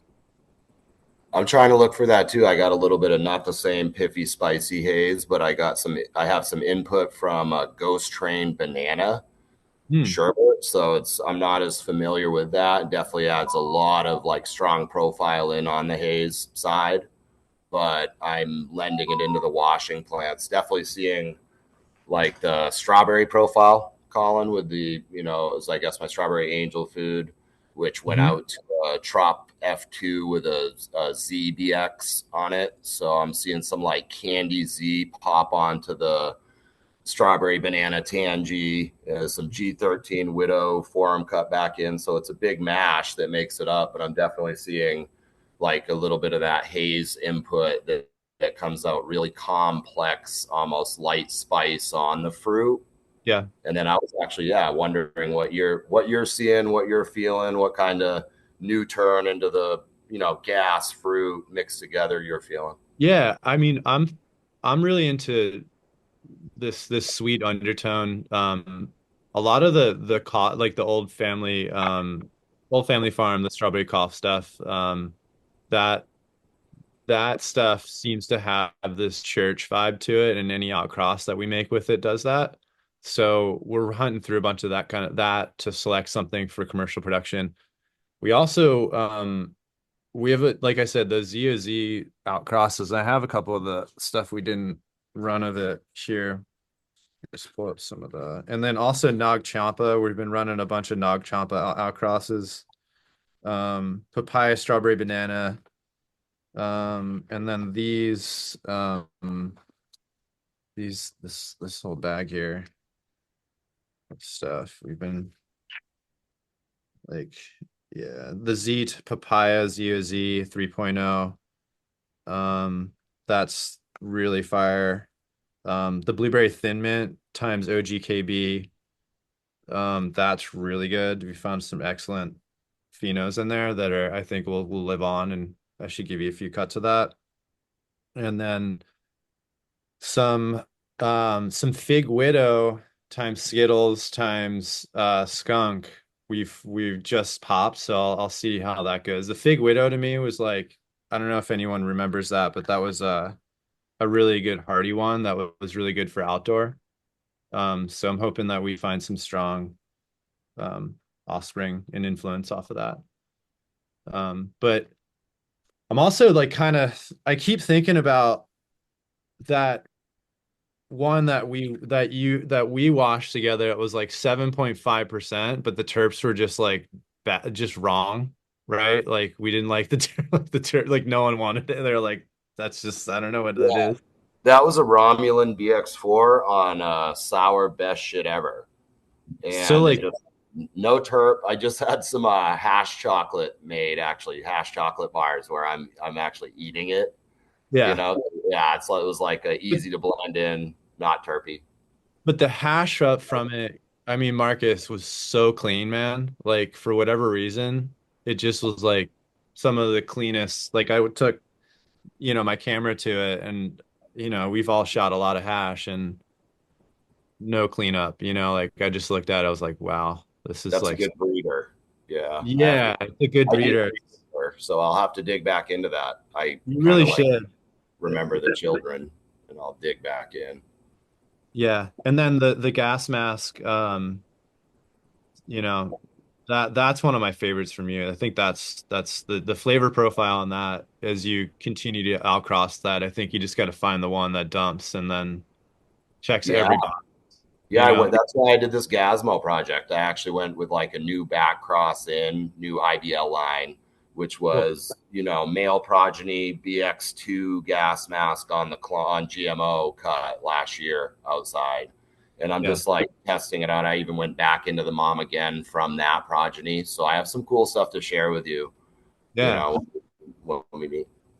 Yeah, the one thing that this is the other outcross that we're really liking is these the original diesel times Dosey Doe from Archive. We ran a bunch of stuff from him that original diesel clone, because we gave Streamy 420 the original clone when we were moving back when we were younger, and that Dosey Doe outcross, we're seeing some like incredible stuff from it. It's kind of cool. That sounds like a really good like breeding, staple right there, where you could lend profile onto that and get the like really antique creamy gas from the headband, right, with not the overwhelming profile on the back end, to add into it. So seems. Yeah, the original diesel is like insane to me. It just has this like, I don't know. It's a great breeding plant because it is much to be improved on, but the undertones on the way it produces its flavor profile is just, for me, they check every box. So, but yeah, it's how's the outdoor going for you, Bryon? It's a little wet this year. I'm looking outside right now. I mean, beautiful colors, but it's, we've had a rough last couple weeks with although we have had a really dry summer, so it's been really awesome. in We some we respects. had a great summer up here, actually. Even Yeah. right now into today, we have some rain coming tomorrow. Yeah. But like really surprised, almost kind of more, West Coast or NorCal-esque in the finish this year, where a lot of almost, Indian summer feel later in, much drier in the late than it was early up front. And I definitely saw some of the challenges in the yard with, the septoria, but didn't see very much botrytis this year or other ailments, and definitely saw some corn borers come in late with the heat in the late turn, kind of dug their way in. Heavy winds, but all in all, like really, really good season for the flowers up here in Maine. And I'd say like double to triple, the production of and quality of what it was last year with a really rough year. Yeah. And just really thick nugs and juicy resin, and the terps are popping. So they seem to like whatever, intensity of the sun we had this summer seemed turned way up, at least for the East Coast, to share that. Like sunburn early out there, everything was turned up for that for this summer for us. So I think we're going to see some of those results already coming in up here for the market and whatnot into medical. Good hash this year, and a lot of it in Maine, more than we've seen. Yeah, this year is like just it's been a great summer. I've been a little concerned since the hurricanes, but and today in, New England, it's a little great. New York, New England, I think is a little gray today and rainy. But yeah, it's been tough because it gets warm and then it gets cool. Especially in the Hudson Valley, it's a little challenging. So, but yeah, Maine has the chirps, it's good. Nice. Awesome. Is that gas mask?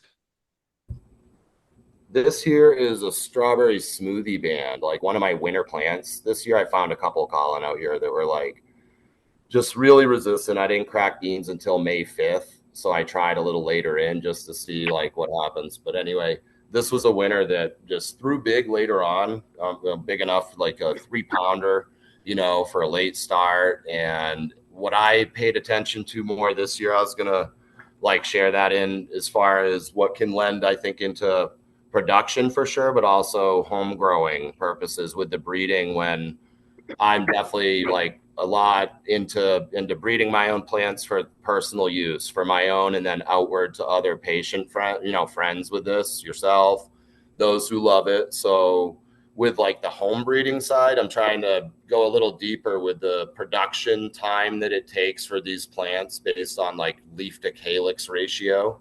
So a few more like boxes to check, little further out than just wonderful terps and it makes some hash, or even dumps hash. So that plant was a great example of like really short work time, whether you're trimming for fresh frozen or for flower. And again, either whether it's like production or personal, seems to go to both, whether you're doing your own at home or you're trying to, get things done with efficiency for production. So yeah, saw some results there. I can't wait to share this plant with you. We're about to see how it washes, but Yeah, very man. That sounds incredible. I know all the strawberry crosses you've shown me have been like kind of awesome, like not just awesome, but exceptionally unique. Um, that's really it's a cool to cool. hear. All of those lines. I'm a huge fan of the Strawberry Field stuff. I don't know if anyone remembers the Strawberry Yeah. Fields family stuff, but that's where Kyle's cut came from. It's where it's where it all originated from on the East Coast, from my understanding. Maybe Sam has a different understanding of it, but That's where this cut comes from, Collin, that went in originally. So the story is 8 years ago with the strawberry story for me here. Yeah. Is out in Southern Humboldt. My last year, 8 seasons ago, I actually had some plants come in from Jacob, my friend Have Hash, and brought in some kind of newer day plants or terp feel for the hash game, and tried out a selection of several phenos of that Strawberry Fields, which was strawberry banana tangy. And I just went heavier on the strawberry forward. I kind of didn't leave behind, but looked, a bit past and went primary focus on strawberry heavy So bananas kind of pushed away a little, and tangies pushed to the side. So I focused on the strawberry, and then when I brought back, I did some crosses with my angel food cake, that, you know, G13 Widow Kush and cookie thing in there, candy chem thrown in, East Coasty West Coast mashup kind of work. And then I brought that strawberry like feel out here to Maine with some of the beans I had produced out there, tried them here right away. And it just is a cool thing where that strawberry, it likes it here in Maine. And it keeps its color really light white and tons of resin. Smell up front, it has the 2-week terps that I'm looking for, you know, so definitely saw those lean out into the more of the family with the 2-week terps. And yeah, I guess like something to be said maybe for, it wasn't the cleanest, you know, area to do that in the middle of the field out there. It's kind of tucked in the woods in southern Humboldt.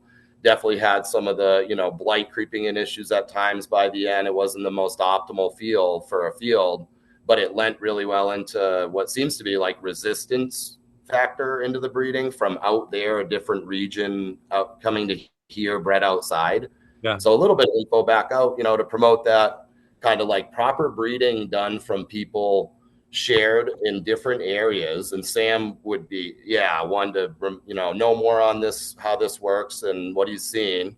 But I'm seeing some shared results of different regions when it's actually like conscious breeding for, you know, resistance being into it, but what shines for vigor and health, and then lent into another region, kind of working into our lines where if you're doing your own breeding can kind of, you know, meet together, merry meeting ground of different things. And that's definitely of interest, where, you know, the cream rising to the top, people doing the really good work with focused breeding and then putting some of those pieces together.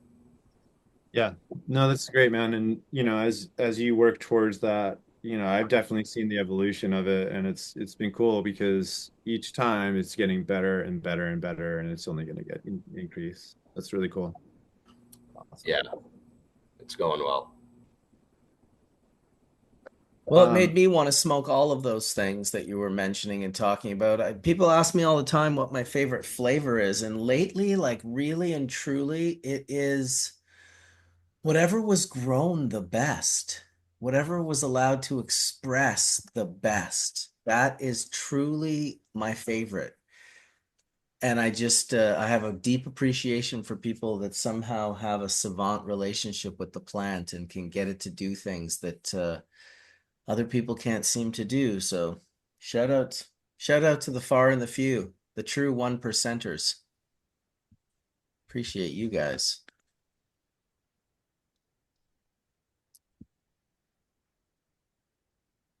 Etienne, when you're touring the farms, what were the main varietals that you were seeing grown out there at scale?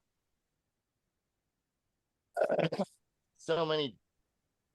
I mean, a lot are still doing experimentals, a lot of, you know, Skittles, varietals. Here, let me flip some. It's hard. I wish Mojave were on here. I was more of just kind of photographing and shooting pot porn than as much as paying attention to what was in the fields. But let's see. OG Kush, which is always good to see. Let's see. Airheads. You familiar with that one? HEIR. There seem to be a lot of crosses around that. Lemon cherry sherbet, granddaddy purple. So, you know, Moroccan peaches, grape gas, apple Scotty, lemon cherry gelato.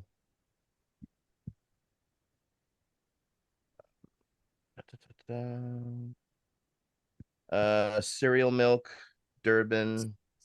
Just took a dab of cereal milk. It's quite lovely. Crumpets, more cereal milk. Nimbus, lemon cherry gelato. Nimbus was really looking pretty phenomenal.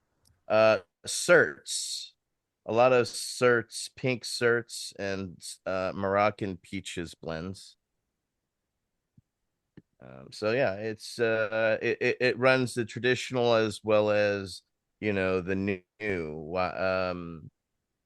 I didn't get all I saw in upstate New York when I was there was what's at the government spot, and that was everything that they had, which I did get their master list, which I have, and it just runs the whole gambit of ferals, domestic to international to known varietals.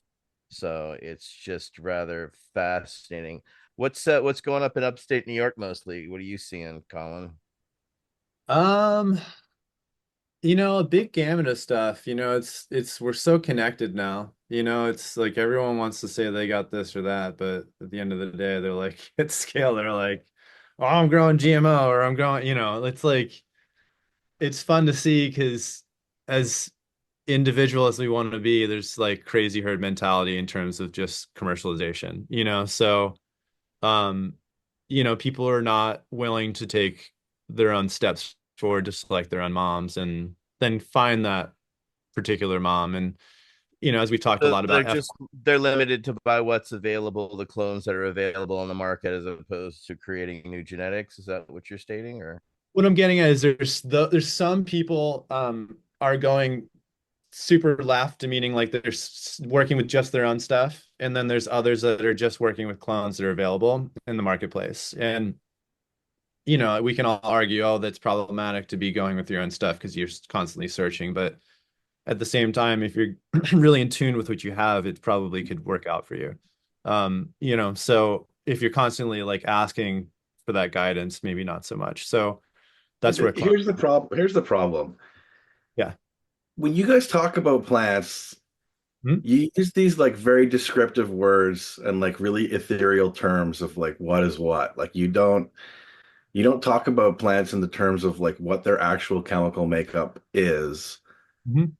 And I don't know if that's because you don't have enough access to analysis or it's just too expensive to run these. But if you guys were able to start characterizing the plants you had and understanding what compounds are causing those flavors, you could properly breed the plants so that you're searching for them. Because like saying stuff like, oh, people like they have to go and grow their own plants and search for their own moms that have some like insert flowery descriptive. Mhm. Cannabis is such a weird outcrosser that even when you self it with that Mhm. kind of direction, you can't go into the population and find the plants that you're talking about. Right.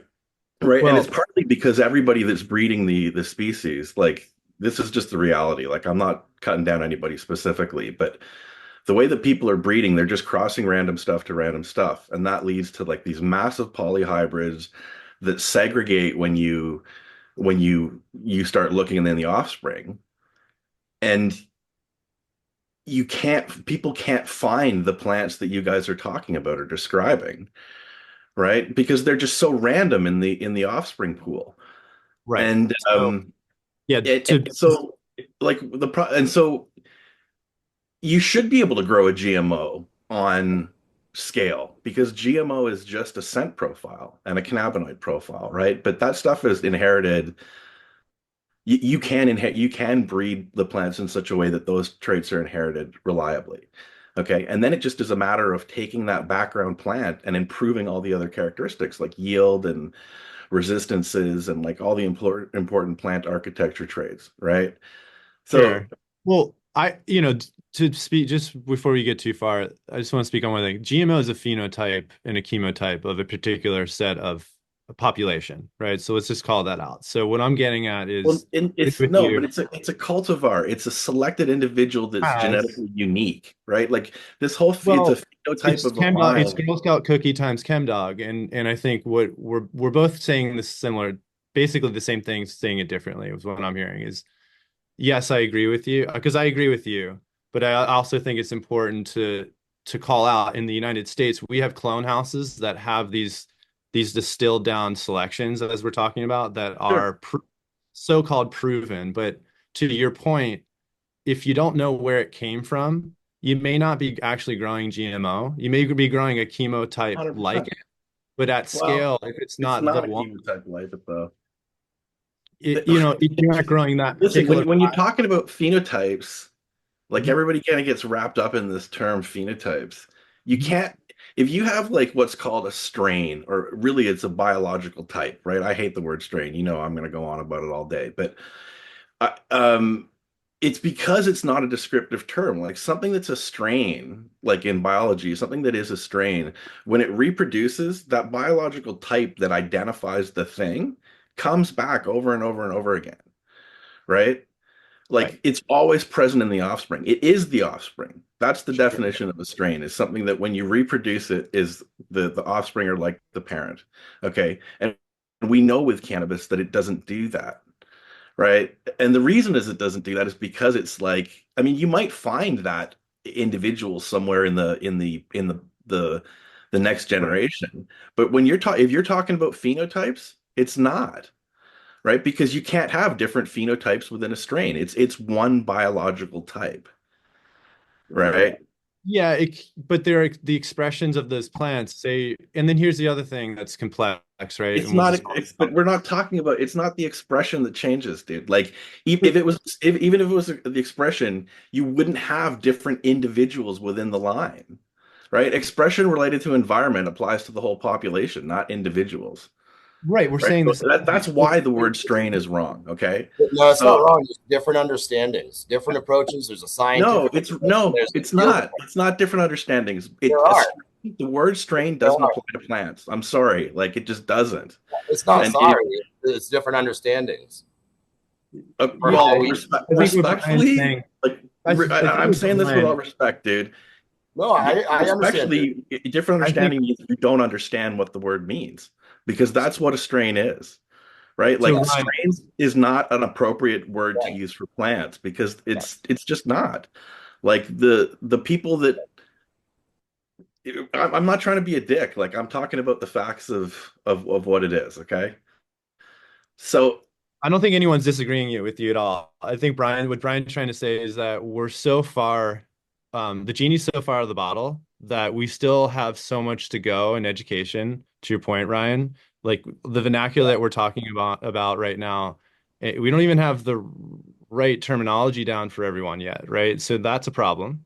And then when you're talking about these phenotypical expressions, I'm talking about agricultural stuff, like if you're selecting from seed of that same population, you're going to get plants that may be susceptible, and you have to do that selection process all the way over again to then get to commercialize, right, right? but So they're that's not. There's if you're doing that, you're just proving my point. money. If you're doing that process, there Yep, is no biological type within the seed line, I right? agree Like with that's you. the entire point. Okay. Totally agree with you. And Yep. so the idea is that we need to get the plant to a place. One, I mean, like you said, people don't even understand what a chemical profile is. Correct. Like that's why you're seeing differences, what people call different phenotypes within a line. They're Yeah. different chemical profiles. They smell different, right? And they smell different and they taste different because they are different. They have different genes than the parents did, right? They Yeah. have some of the genes that the parents did, but Mhm. they're not the same as the parents, right? And Right. so when you take like a clone, like say call it ChemDog, it doesn't matter, cookies, it doesn't matter what name we're talking about. You take any plant, you cross it to something else, it's now different. So if Mhm. you send those seeds out the door with the name of the parent, you're doing everybody in the industry a complete disservice, right? 100%. Because then what happens is some random newbie that doesn't know about the history of Right. the plant comes along, it sees, oh, these are ChemDog seeds. I'm going to go into this population and find ChemDog, and they find a plant that is completely different, right? That's my point of earlier with the farmers buying seeds that they're not in tune with. They're not understanding where the progeny It's came from. not it's not necessarily that they're not in tune with them. The producers haven't done a good enough job of, don't, just let me finish the point, okay? Like the producers haven't done a good enough job of one, reproducing a biological type within the seed line, or two, describing that plant in terms of its unique chemistry that makes it the thing that we know it is. Right? Both. Because, and I see it all over the world. Like I was just in England and someone pulled out a plant and showed me, oh man, smell this. It's gassy. Dude, it's not anything even close to what we even use to describe gas. Right? And so the point is these terms and these kind of flowery, loose descriptors, they float around the world and they mutate and they mean different things to different people. Right. And then the patients from all over the world come together and they start trying to use these terms to describe things that might, like Johnny B was saying, like describe a type that might make them feel a certain way or provide the relief that they need, right? And so like it's a total F up. Like we need to, that's why like as producers and the people that are finding these plants and calling them special, it's not good enough to just call it guava grape jam or whatever and give it some funky name. Sure, that's part of the marketing, right? But like you also have to describe the type that is the thing that you've made, right? So that when people do grow out the seeds, they know what they're looking for to be along the right path, right? Or better yet, we need to get better at being able to breed these plants so that we're actually giving the next generation, the people that buy the seeds, the expectation of what we want them to have. That's if you're selling seeds. That's if your intent is to sell seeds. For others, that it can be just either hobby production of your own for medical, where I'm not even adult use here in Maine. I'm medical, so I'm just making an example. And I like from you. I get all that. I get all that, but the problem is do our work from the field to pick plants that are really good because we like them, and other people do too. Then it could get some help from the other side to actually, I understand, like that's how I'm seeing this, is we could use some help from that end outward. Yeah, well, I mean, I would love to I'm trying to give help to people. Like I would love for people to start understanding the stuff so that even those people that are doing it, they at least have a heuristic and a method. But the problem is what right now has been going on the last 20 years is these people that are just like you're saying, they're making medicine, they're becoming famous on the internet. They end up start seed companies, right? And then they're spreading all this like home hobby crosses, polyhybrid, respectfully crap that sure you might find some good parents in there, but all it does is it muddies the entire water of the gene pool.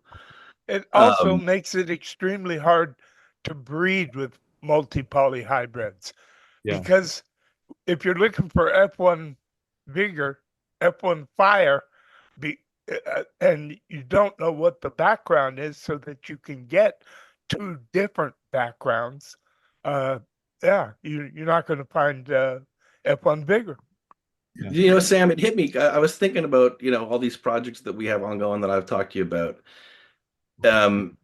And it hit me the other day. It was one of the first things that you told me about skunk and your intention for making skunk. Like for people that don't know, Sam was a lifetime member of the America Seed Savers Association, right? And he realized early on, as one of these pioneers of people crossing the plants, that exactly what I just said. You grow seeds, they don't come up looking like the parents, right? And so he wanted to create a seed line that when you crossed it together, the offspring looked like mom. And then if you crossed the offspring together, they looked like mom, right? And you did it like really, I mean, compared to what else is in the market, you did a totally spectacular thing. It might not be corn, but it's pretty true breeding. And that concept has just been lost in cannabis. Well, right? You got to remember, it's Ryan, I think I've told you this. It's always been a problem. I did not force the plants to be true breeding. In other words, if you cross a red and a white flower, it can be pink.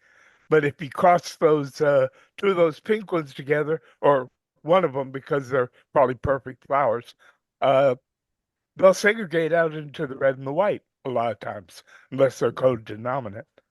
But with skunk, what I did was I took indica sativas, and I made a F1 generation between like Colombian and then Afghan.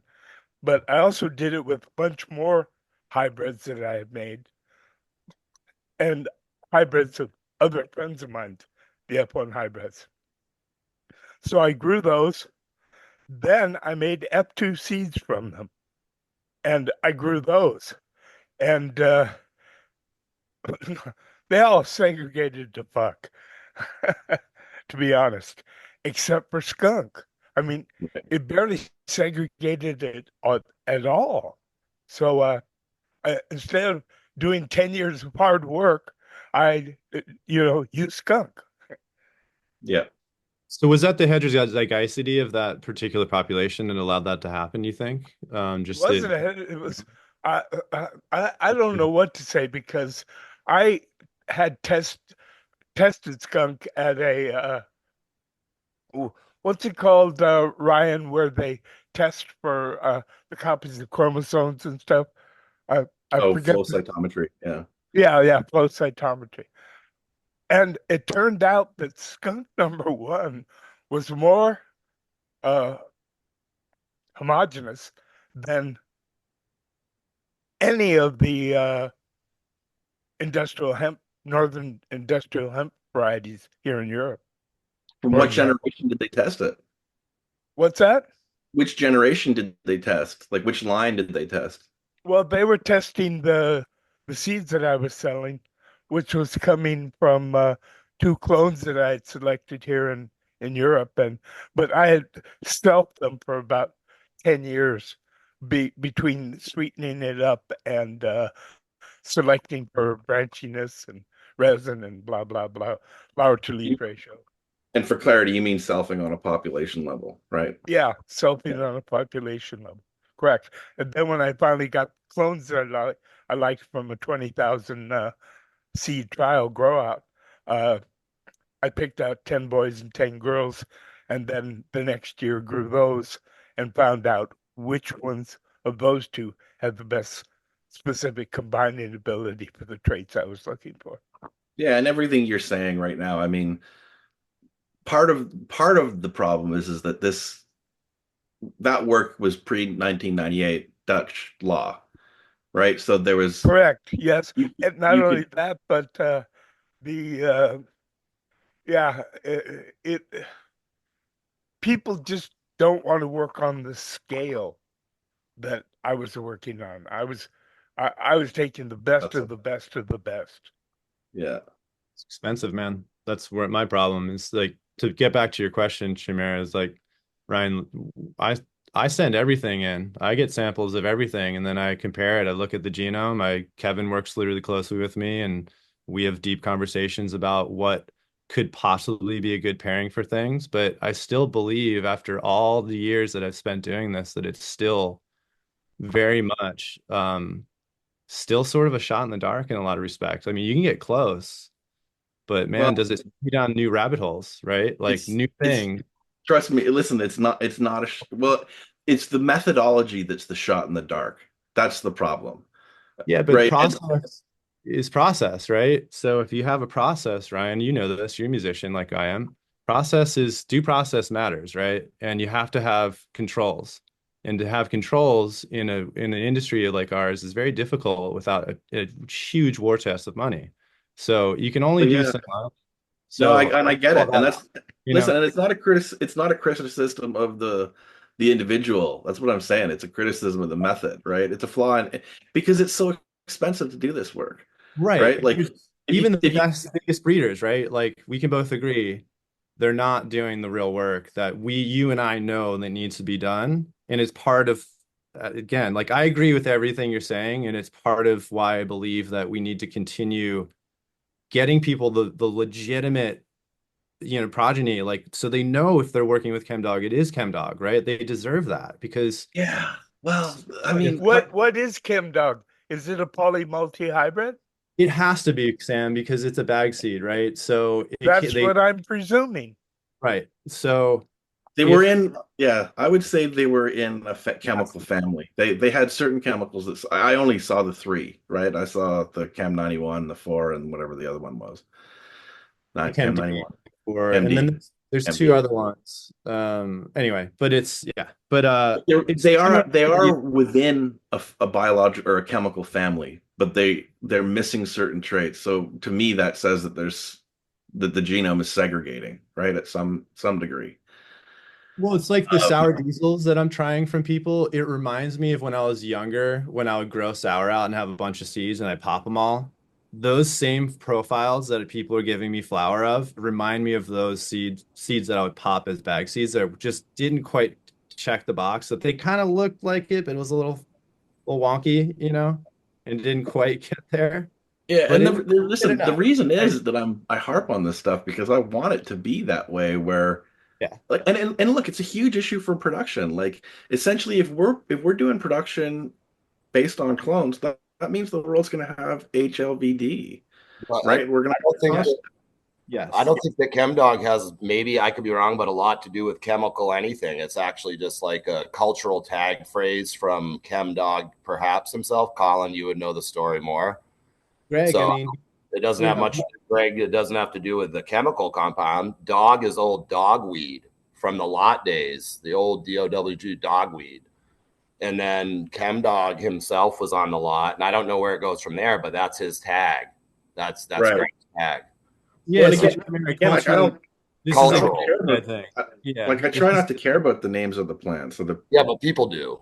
I And know, it goes I know into everyone history, wants a story, but culture, you can't breed a decades. story, right? You No, can't but breed. there's decades. It's fine. Respectfully, though, it's really important to our background because, the Dead was a huge proponent of carrying a lot of there. It was like the Silk Road for a lot of us, where we got exposed in the United States to good herb. Like I know for Canadians, it wasn't, it's very foreign, and maybe And Europeans, listen, foreign Canada's got their concept. own stories too, and I also don't care about those stories, right? I Yeah. mean, it's interesting to know the people, but like, I'm trying to improve the plant here. Like, I want to leave better plants for future generations to work with, I think we all do We it all together.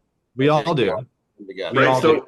So Like I try to separate the ego because there's all this in the cannabis industry and the fame and whatever. There's this ego.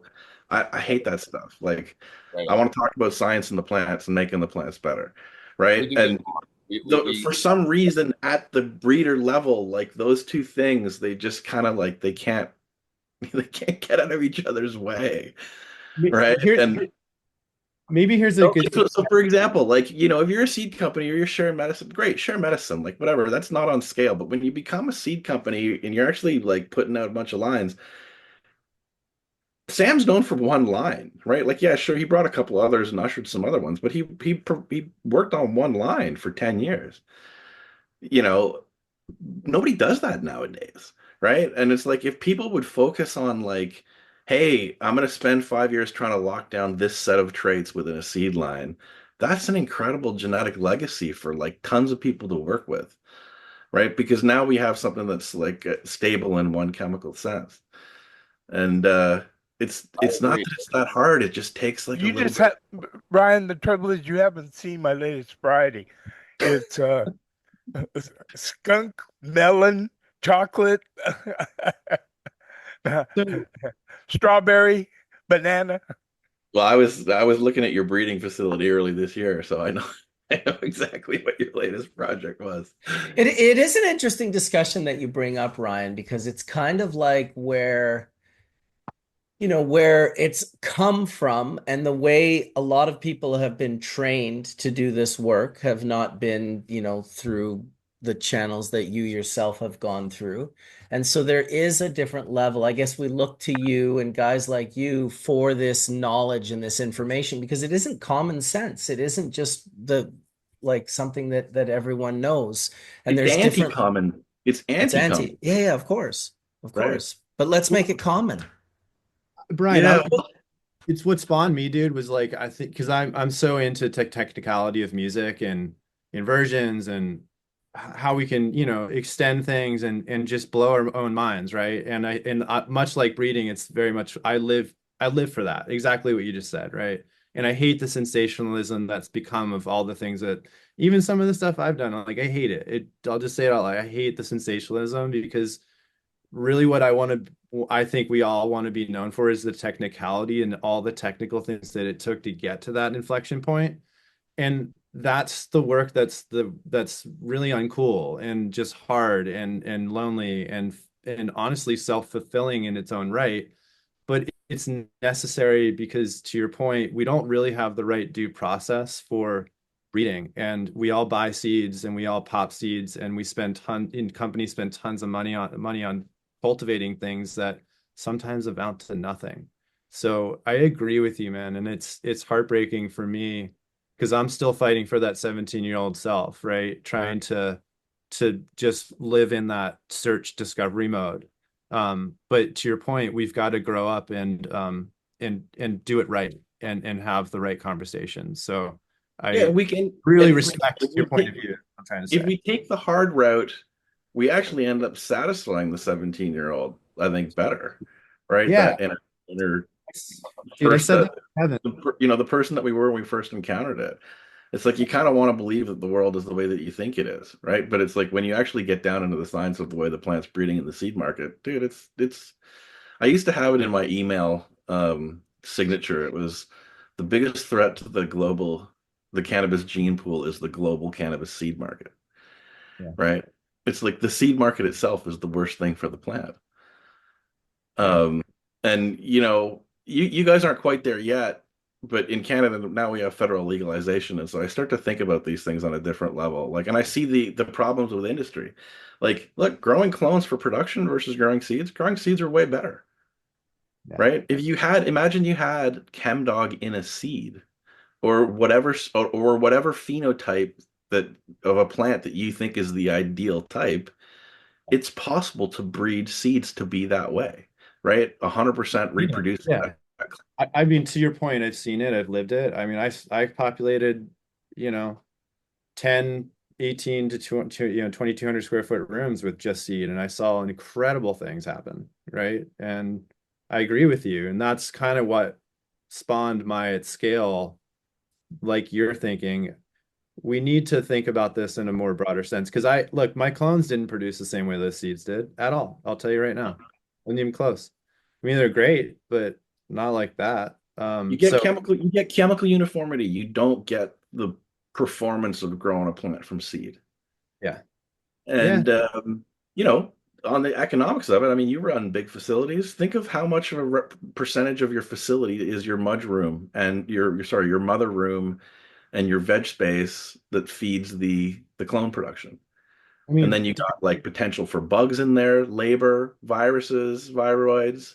Like it's a total freaking nightmare, right? yeah. And if you could buy seed and Yep. get rid of that whole component of your, Yeah, but that's the problem, Ryan. If you could buy seed. well, you can't yet. Yeah, I like to think of it as when you can buy seed, right? Okay, Because it is coming one I day. think that's reasonable. Yeah, So it's just let again me the ask you reason that we're guys- not getting there is because we're not changing our habits, right? We're still just like closet breeders becoming rock stars on the internet, right? when you And look at everybody Ryan, dealing with it. is And that we with the find some neat plants. Like I'm not saying that it doesn't like Brian, to your credit, I'm sure you guys are finding awesome plants. I'm not saying that you're not finding really I interesting new flavor plants. I could use your help, actually, like really could. Where as far as if we can isolate those, sequences that actually show what I'm looking for instead of, not wasting, enjoying, but having years, taking literally years, like, to isolate the generations that come from to try to mark, because I'm trying to mark for like resistance from the mother. And I'm seeing these micro signs out in the progeny, where I go, "Ooh, that's like mom, and it's going to be healthy and have the right hash." But if I can, and I'll talk to Collin more, but if I can get actually more scientific edge on it or help from some, friends, that I could actually not waste my time, on offshot phenotypes, that aren't what I'm looking for. I could really shave the time, efficiency and the time of years it takes to get there with help. And Well, we're everything's about to change because yeah, that's when you David saying it. breed for resistance, let me tell you, breeding for resistance in cannabis takes huge volumes of plants. I mean, with molecular biology, you can certainly do it with smaller numbers, but without it, you're looking for the one in 1,000. right. And it's a cost thing. Again, it comes back to a cost thing. And listen, I got nothing wrong. Kevin McKernan is a brilliant individual in many regards, specifically genomics and understanding the genetics of sequencing and all that kind of stuff. We've also done a really cool He's thing. a private service though right now. He's a for-profit service, and this endeavor is one where you can't be paying for profit providers because it's just too expensive, right? Like it's all it becomes about sample cost, right? What is your cost per plant? Right. Just forget the growing cost economics of it. There's a science cost per plant. You've got your genomics testing, and then you've got your chemical analysis for ideally for every plant. And they've got the genomics down to the cost now through with academic institutions where it's like, call it $5 a plant, maybe $10 a plant. Let's say So it's the 750 same price as a GC. I Well, think no, Kevin, GC is about 30 US for a full cannabinoid and Yeah, terpenoid we were run. doing it in-house, so we had minimal costs. That is in-house modern in-house cost is about 30 Yeah, bucks. but I paid my employees pretty cheaply. And inflation, like, truthfully, when you were doing it, $3 is probably worth 30 bucks today. So, or getting towards it at least. But yeah, like there's the per sample cost. And if you're doing, again, it becomes times 100 times 1,000 because how many plants are you growing to truly understand the traits. But it's an investment, but again, the rewards that you reap are so worth it. Yeah. Uh, What and we used to and it also also do. saves you growing costs. Like if you can do these genomic costs when the seeds are like yay big, they're tiny little seedlings. You take your genetic sample, 4 weeks later, you've got the ability to kill 90% of the plants, that's right. right? You don't have to run them through your I production love system. to kill.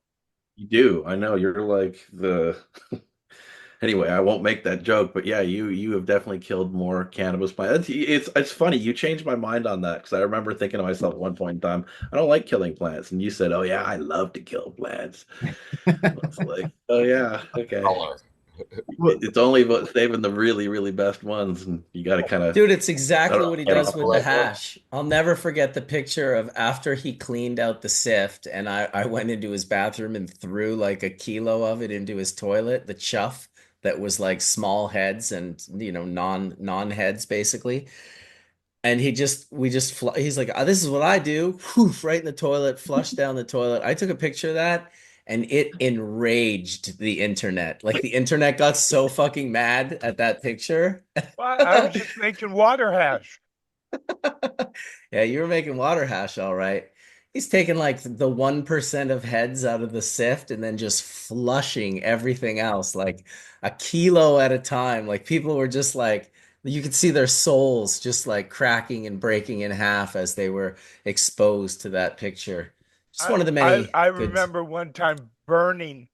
It was like, I don't know, maybe 50 gallons or more of dry sip that had been made, and the we were hoping to have it THC isolated from it uh, legally with working with a very, very large Eastern European pharmaceutical company. But the shit hit the fan, and it turned out that the the law had been written about ecstasy really poorly, and they mis mis described the molecule in this Eastern European country, and some Dutch kids went there. And they had to make I don't know 3,000-4,000 kilos of ecstasy, and just before I was ready to deliver all my resin to this pharmaceutical company, this shit had happened. It hit the fans, and yeah, all of the ecstasy disappeared all over Europe. I don't know where it went. I think some hippie dogs ate it or something. I might know where some of it went. I'm It, it just joking. it's funny. Your life, I find like your life changes when you get to that point with your relationship with cannabis where you truly live in cannabinoid abundance, right? Like it's everywhere. Not that it's everywhere, but it's like you have enough, you don't have to worry about it or think about it. And when you're throwing away 99% of your trichomes, like there's a lot of people that don't live in cannabinoid abundance and that would enrage them. Like, they have to go through a lot to get their need, or they spend a lot of money or whatever, right? When the world Oh, has cannabinoid all right. abundance, Next time, what I'll do is I'll put it in plastic bags and send it to China. Listen, I will be honest. I know what Ryan is talking about because there was a time when I was still smoking joints back in the late 90s where I had the most outrageous roach collection. It was disgusting. It was just big jars full of roaches and We all did that, I Marcus. get it, but I took it to another level. Not from you. I definitely didn't take it from another level from you, but I took it from another level from a lot of people. And when people saw it, they would just be like, "What the fuck, dude? That's outrageous." And one day I was like, "I'm throwing this away." And I think it was Hillary that was like, "Oh, I know someone at the club that would love that. They smoke roaches and they're just," I'm like, "Really?" Like, so I gave it to this dude. Dude, I got thank yous on Christmas and Thanksgiving and birthdays and celebrations from this guy for fucking years. He'd be like, "Today it was a haze roach." And just, like the roaches were huge. They were generous. They were good. I can't believe it personally. I feel bad that I should have just given the guy like a pound of weed and not been such a cheap Charlie, but he loved it. Well, what I did was I collected about a pound of roaches, undid them all, and tried to scrape a little of the black shit away before I undid them, and then re-rolled it. It was the nastiest fucking. I mean, it got me really stoned, but it was low dose stones, couch lock stone, narcoto stone. I CBN guess it was stoned. a CBN or something.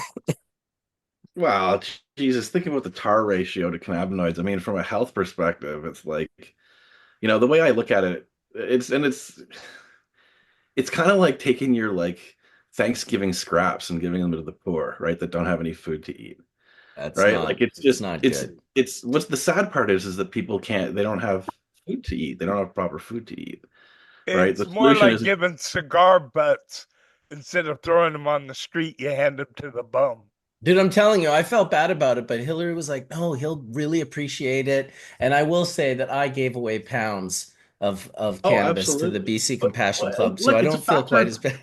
it's a factor of where the business is, and someone's giving me some grief in chat, but it's like, listen, the point that this comes from is you have to imagine a better future and work towards it, right? And Yeah. we're just going to get more of the same all over and over and over again, right? So, like, man, imagine if everybody had full meld, right? Like, people didn't have to be smoking crappy Pubco mid weed, right? Like, think of the damage that does to their lungs versus being able to have one small bong rip of the top quality, right? And Sam, with figuring out the full melt and taking the 1% and throwing away the rest, he lived in a world where he could do that, right? It's just I want that for everybody. I want that for cannabis, and Dude, I want me too. That is exactly what I want for everybody. I No, feel my like, dream has always been you go into the health store with a big scoop, oh and yeah, you pull out a scoop of whatever heads it is you feel like that day, haze or skunk haze. or whatever, and you buy a pound of it, and it costs you $10 or whatever. well, and it should be so God. easy, right? I mean, you can do that with like I'm imagining in my head being in a health food store and getting a really nice organic brown sugar, right? Like out of a tub. Like it should be that same cost and that same lack of maybe regulation on the production, but lack of controls in the sales. Like you can imagine trying to do that in the Canadian market, Mark, right? Like You guys you couldn't couldn't do do it. it. Right? I But Yeah, really that's because they make rules that like handcuff you in the Canadian market. The people that made the rules never grew or processed a plant, so they had no real idea of the sort of subtle nuances that occur in particular SOPs. And then also, it doesn't help that we're paying like $1,000+ for a full panel from a lab. yeah. Yeah. Yeah, That's Chimera. really expensive, man. It's Those expensive. those Connect. jars that you have in your fridge at the lab, I'd like to just see a label on that, We have right? labeled all our jars. No, I just mean like I could buy it off the shelf, Oh, Yes. right? Like I'd yeah. love to see Mark with a shelf space of just like 50 or 100 of those jars for sale. That's the way it should be sold, Yeah. right? Um, and we could produce it. We got the technology now that we could almost produce the scale and the quality to do that. Yeah, a lot So of people are terrified of scale. They don't believe you can scale quality. that or purity in regards to like water hash and dry I sift, that more. absolutely disagree. Yeah, You because can't. you're the fucking anomaly that instead of complaining that it can't be done, you went and did it. I also 1000% agree, particularly for water hash, where people say, "Oh, well, yeah, you Multiple lose the systems. soul when you get into the large machines." It's like, no, we're No, purifying the truth heads. of it That's all we're is doing. Yeah, you can and you can you evolved that craft. I mean, we went from the bubble. I mean, look, you took the water hash bag idea, melded it with that multiple screen concept, and changed the freaking world. And then put the machines on top of it. Like, of course we can do it on scale. The question is, can we find a grower that can produce where do you find the grower that can produce on that scale and prep the material so that it's ready to go into the machine? I know one it in it can be Amsterdam. done. You can find growers and processors because you just have to find people who are 100% committed to quality over quantity. Which Or means a protocol, right? Which means following a yes, protocol and and process. you It just comes back never, exactly what never, Collin never was saying, break it. Yeah, right? Like exactly. you It's have the the process in SOPs. place. You don't hire people that think they're smarter than the SOPs. That's right. That's the biggest mistake. That's a Also bad known one. as people who think there's a fast way to do what you just told them to do the wrong way. Well, that's Yeah. exactly how it leads into what I was saying, where you're just like, I know a better way. It's like, well, you should, I implore you to use your better way on your dollar in your lab when you're doing it for yourself. And while you're over here on our dollar, in our lab, just do it the way the red binder says to do it. Do it like that. Yeah. I vote that Chimera gets his own facility and starts breeding again. How about that? Yeah, Maybe well, I'm working on maybe raising the get farms Chimera. right now to do that. And I'm also doing some crazy biotechnological stuff to try to engineer some plants in a way that we can do these things. All right. Like Where's we home for you? Is we home need homozygous or not homozygous. We need 100% uniform seed Yeah, I agree. that matches a type, right? Like that would change the game. And how do you think that's going to be accomplished? By double haploids or what? Yeah. Yeah, dihap's are a crucial step in it. It's the what technology uses to produce the dihap, and that's what I'm working on. You Stability. Yeah, can do it by growing pollen grains, but that's not efficient. It's not we haven't figured out how to do that in an efficient way in cannabis. And I think even when we do, the biotech route will be better. Um, and you can essentially engineer plants that you can turn them into haploids. You can harvest haploid types from the parents that you can make into dihaps and then cross those two plants back together in it's called recapitulating the hybrid. So essentially you end up with a population of seeds that are all like the seed, the parent that it came from. Right. How about breaking down some of those terms for the people listening? You know, you don't have to go and spend Okay, hours so doing it, but just brief. haploids, humans are not only humans, all eukaryotes like cannabis and most plants and animals are called diploid, which means they have two sets of chromosomes. One set of chromosomes that you got from your mother, one set of chromosomes you got from your dad. And remember, your dad's mom and dad's dad, and mom's mom and mom's dad, they also contributed one set, right? So like sperm, pollen, human eggs, and the ovum in the cannabis plant are all in a genetic state that we called haploid, which just means those cells only have one set of chromosomes.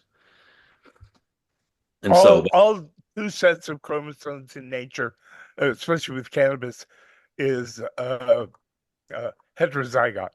The genes it got from the mother are different from the genes it got from the father. exactly, yeah. And yeah. What happens in well, there's two concepts. There's in plants, there's the concept of inbreeding plants, and then there's the concept of outcrossing plants. Cannabis is an outcrosser. Like humans are outcrossers, right? Like you can't have children with yourself, right? So you have to But you have can do it with your sister. Yeah, and that's when we, we all know the taboo about doing that, right? That's like I said last week, is if I'm talking about incest again 2 weeks in a row. If you do that, you have these genetic problems, right? Because e- e- every family or every individual has like these really bad genetic conditions that are usually masked by the corresponding chromosome on the other pair, right? So that's one of those examples where being a diploid like helps cover for these genetic weaknesses, right? Um, anyway, I don't know where I was going with that from haploids Yeah, to well, the end effect of it is if you're haploid and all you've got is the defective gene of that particular uh, trait or whatever it is, then uh, you're up shit creek. Whereas if you're a diploid, then you've got a gene from the other parent, which masks it. You've still got the defective gene or yeah, inferior gene, they call but it a carrier, but right? Like, yeah, yeah. yeah. So, um, but yeah, when you go down to haploids, the idea is that if you can grow haploids, you can put massive selection pressure on them, but you can also do something. We spray a chemical on them, essentially on the cells as they're dividing. It's interesting because this is all kind of tied into like the triploidy discussion in the last couple of years. There's a few groups like Humboldt Seed Company and Seth's group and Oregon CBD. I don't know. You should have him on to talk about his triploids, but they essentially created triploid plants, which have three sets of chromosomes, and the idea is that those plants can't get pollinated, or they can't make seed because in other species like banana, for example, the bananas that you eat are triploid. If you crack a banana open sideways, you can see those little dots. Those are like the seed, kind of call it seed abortions. Like the seeds don't really form properly, and so they just kind of like you know The one self-destruct. everybody knows, of course, is seedless watermelon. And Yeah. seed, yeah, and there are still a few seeds in those too, but they're kind of like the whiteys. And in cannabis, when Sam made these triploids the first time anybody did it, they realized that they weren't sterile like they are in bananas um or watermelon. Yeah. Oh, are these triploids? Yeah, some These of are the diploids that were that and him with his diploids. Okay. So we grew some Yeah, of so, those. Chimera. so We had diploids are normal plants, but the triploids, yeah, the the idea triploids is he that they had in won't there set as seed. well. They were yeah, but kind of some of them spread in did. throughout. Some of them still did. And so, I mean, it happens. It's part of our earlier conversation. Probably. What you first do is you double a diploid, you make it a tetraploid, then you breed a tetraploid to a diploid, and you come up with a triploid. Yeah, exactly. And so this is kind of like it's kind of operating on the same level as you're messing around with the number of chromosomes and the way that they divide. So anyway, if you have a haploid and you spray a special chemical on it, you can stop the cells when the cells are doubling. There's these little lines that appear along which the chromosomes move. They're called centromeres, or no, spindle fibers. Sorry, and you can disrupt the formation of those spindle fibers, and you end up with lines that come off of that, like they're mutants of the haploids, but we call them dihaps, and it just means that they have two sets of chromosomes that are absolutely identical, right? And if you that's the definition of a true breeding plant, right? So because no matter what chromosome ends up packaged in the pollen or the ovum, it's contributing the same thing. There is only one chromosome type to pass on to the offspring. So if you get two plants like that and you cross them together, you've created a seed lot that is essentially like a clone, right? Like every single plant is genetically identical, Mhm. like 100% genetically identical. So that's what And we do with all of the varietals that we spoke about earlier, like the chems, the sours, but someone, to your point, it's got to do the work. And, Oregon CBD, from what I understand, had to shut their program down because it just, again, back to our early conversation, it's just expensive. cost, yeah, I don't know where yeah, he's still selling seeds. Hopefully they can raise money and get it back together. They showed some interesting things, right? Like they actually Sure. you know, and yeah, hell, it was probably hell expensive to run. It's nuts. Someone should buy that up, those guys up. Maybe they don't want to sell it into a big pubco or something like that, but that type of facility. They have some other things they need to do also besides financial problems. So it's yeah, with any luck at all, they'll survive the nucleus and carry on in a few years. But yeah, nobody knows. I mean, Yeah. look, he took your playbook and ran it, right? Like they got a whole bunch of interesting cannabinoid lines. They got THCV and CBDV and CBD, or Yeah, sorry, they CBD. accomplished it the same way we did. Correct. Yeah. Yeah. So, Um, and Chimera, I guess for both of you, like, where do you think it goes from here in terms of in terms of, because we touched on so many things, we were triangulating all over the place. One is like, cataloging and prior art, knowing what we have to be able to move forward with it as the artwork. Let's just call it that. Like we know it's sour, we know it's chem, we know it's skunk one.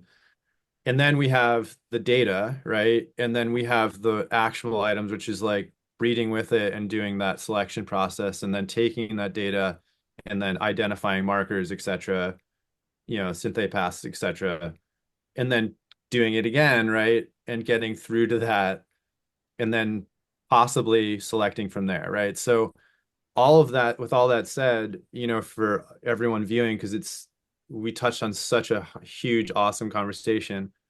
What are your thoughts on like what the true path forward is for this? And Sam, you've lived this, dude. Like you blew everyone's entire world. You went and got a license to really study the plant in ways that is majestic. Let's just call it that, right? No one could believe it. Let's just call it that. well, But everybody called him a cheat and a DEA agent and a right, CIA. but I'm going to call that That's majestic because yeah. that's their inability to understand the power and what he did, right? Let's just be Yeah. real. That's Yep. their inability to level up. So, Yep, that's right. they can talk all the smack, but they didn't level up. So whatever, that's noise. It's They kind hadn't met Ray Cargo yet.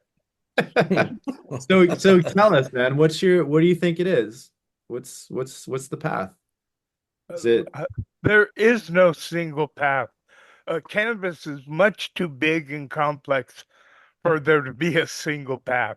There's, a million paths, and if we all take one of those paths and accomplish it, then we'll have a whole new set of questions when we've answered all the questions we already have. Right, but I think there is, we're talking about process. It is the path. There is a path. Get licensed, raise the money, grow the plants, do the work. Right? Like there is no other way to do it. Yeah, to be And honest, Sam was what first, what right? we Sam figured out really that path. focused on was low-hanging fruit questions. That's really what we focused on. And we just grabbed all the easy ones and tried to answer those to start with. And that was decades of work. yeah It, yeah it, here we are. yeah, I ended up with more questions than I started with. Someone's asking in the chat if we know the bad genes. We're in the process of starting to figure those things out now. So we're kind of like Do we know bad genes? he's asking. I don't know. I can't read it because I don't have my glasses on. Marcus, maybe could you read that? I'll try to find it in the chat. Let's see what Well, if it's bad genes, I would say I think it's genes Sharma or something organic. Oh susceptibility. yeah. Susceptibility to mildew's a bad gene.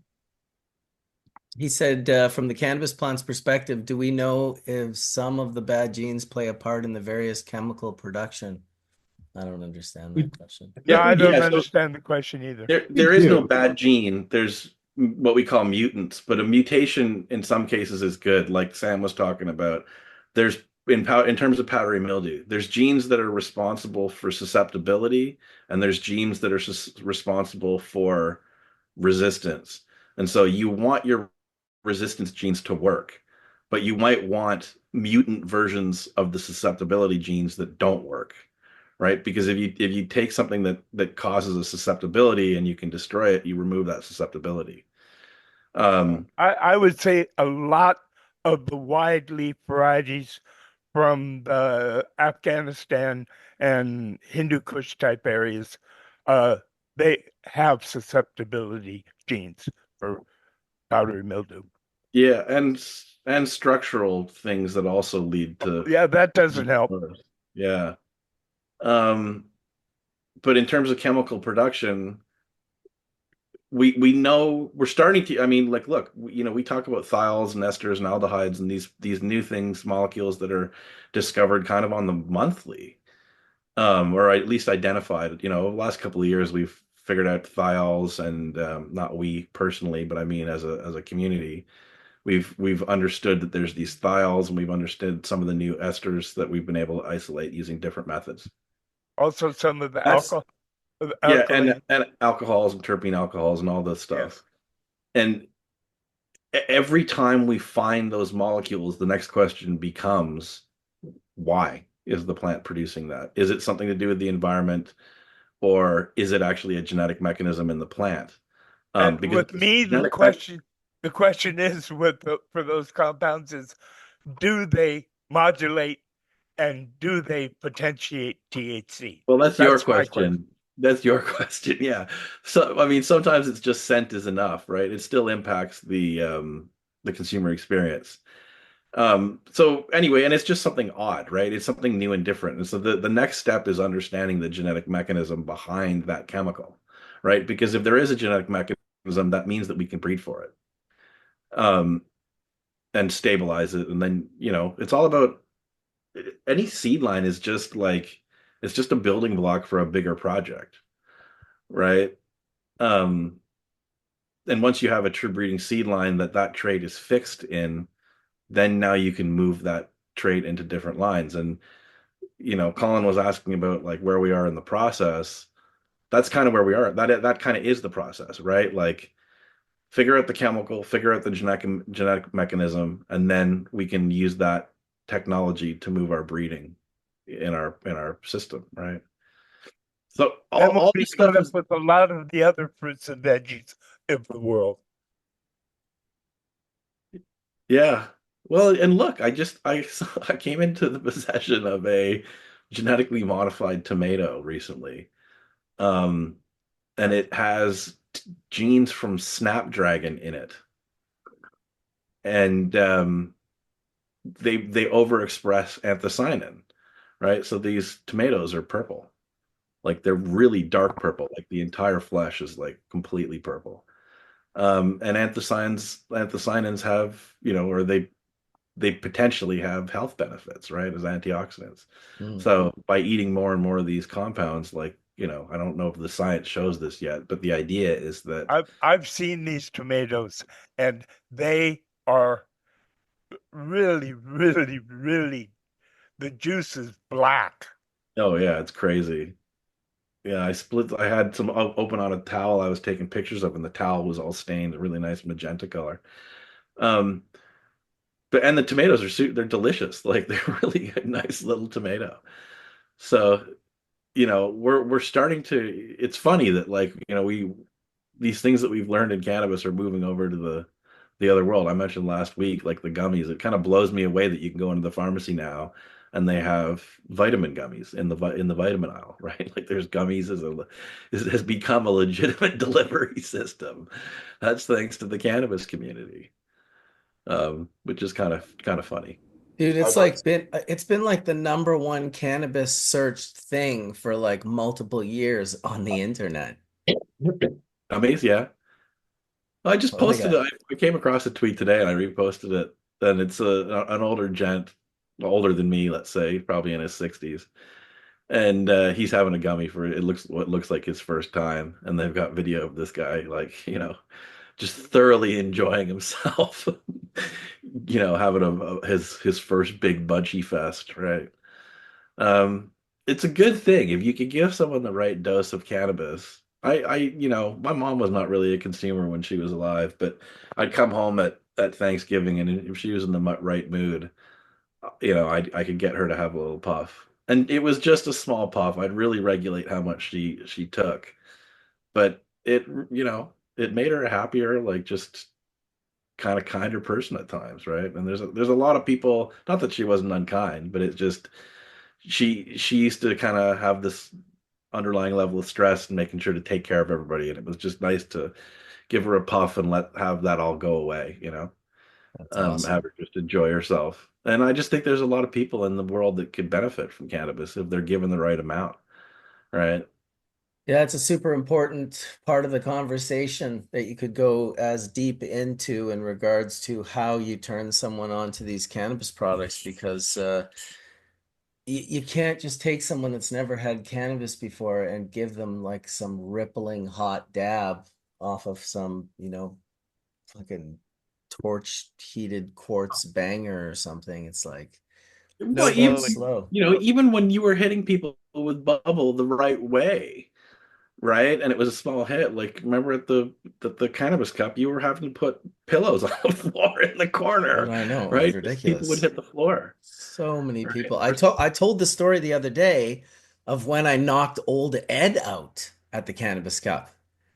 Dude, which I felt so bad. He was old, bro, like really old. 90s old. Yeah, yeah, no, I know. Yeah, it was like at the end of his life. Like he didn't, I mean, he lived for some more years You after should have that. been kinder, Marcus, and given him a suppository.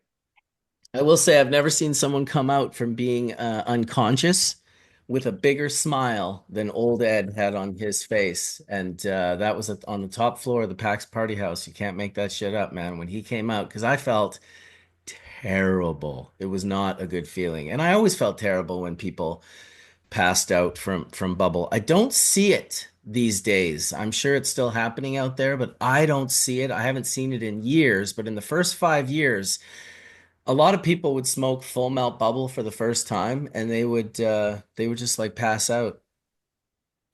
They'd pull a whitey and then fall down. They'd pull a whitey. It's Marcus. true. It's Hey, I will hey, true. tell you. Sam, I have a question from a Dylan Wood.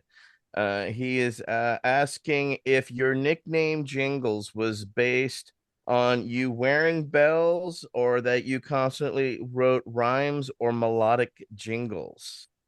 Uh, I had a jester's cap that somebody gave me, and I wore it for years.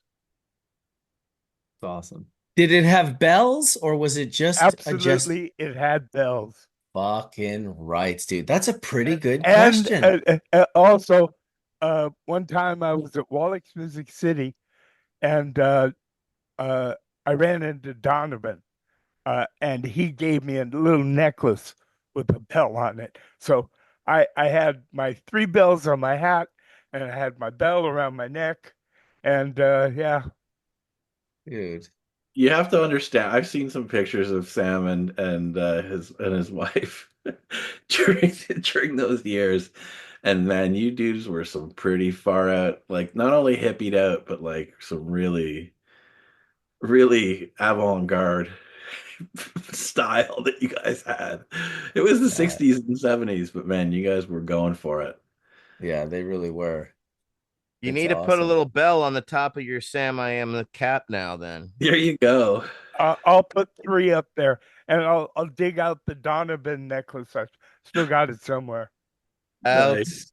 Outstanding. We look forward to it. Yeah. Hey, what is that? What you dabbing on there, best friend? And Good what good is everybody question. else? Good question from the chat. Sorry to cut you off, Jen. That This was is a good question. Much this is respect for the question. 207 headband.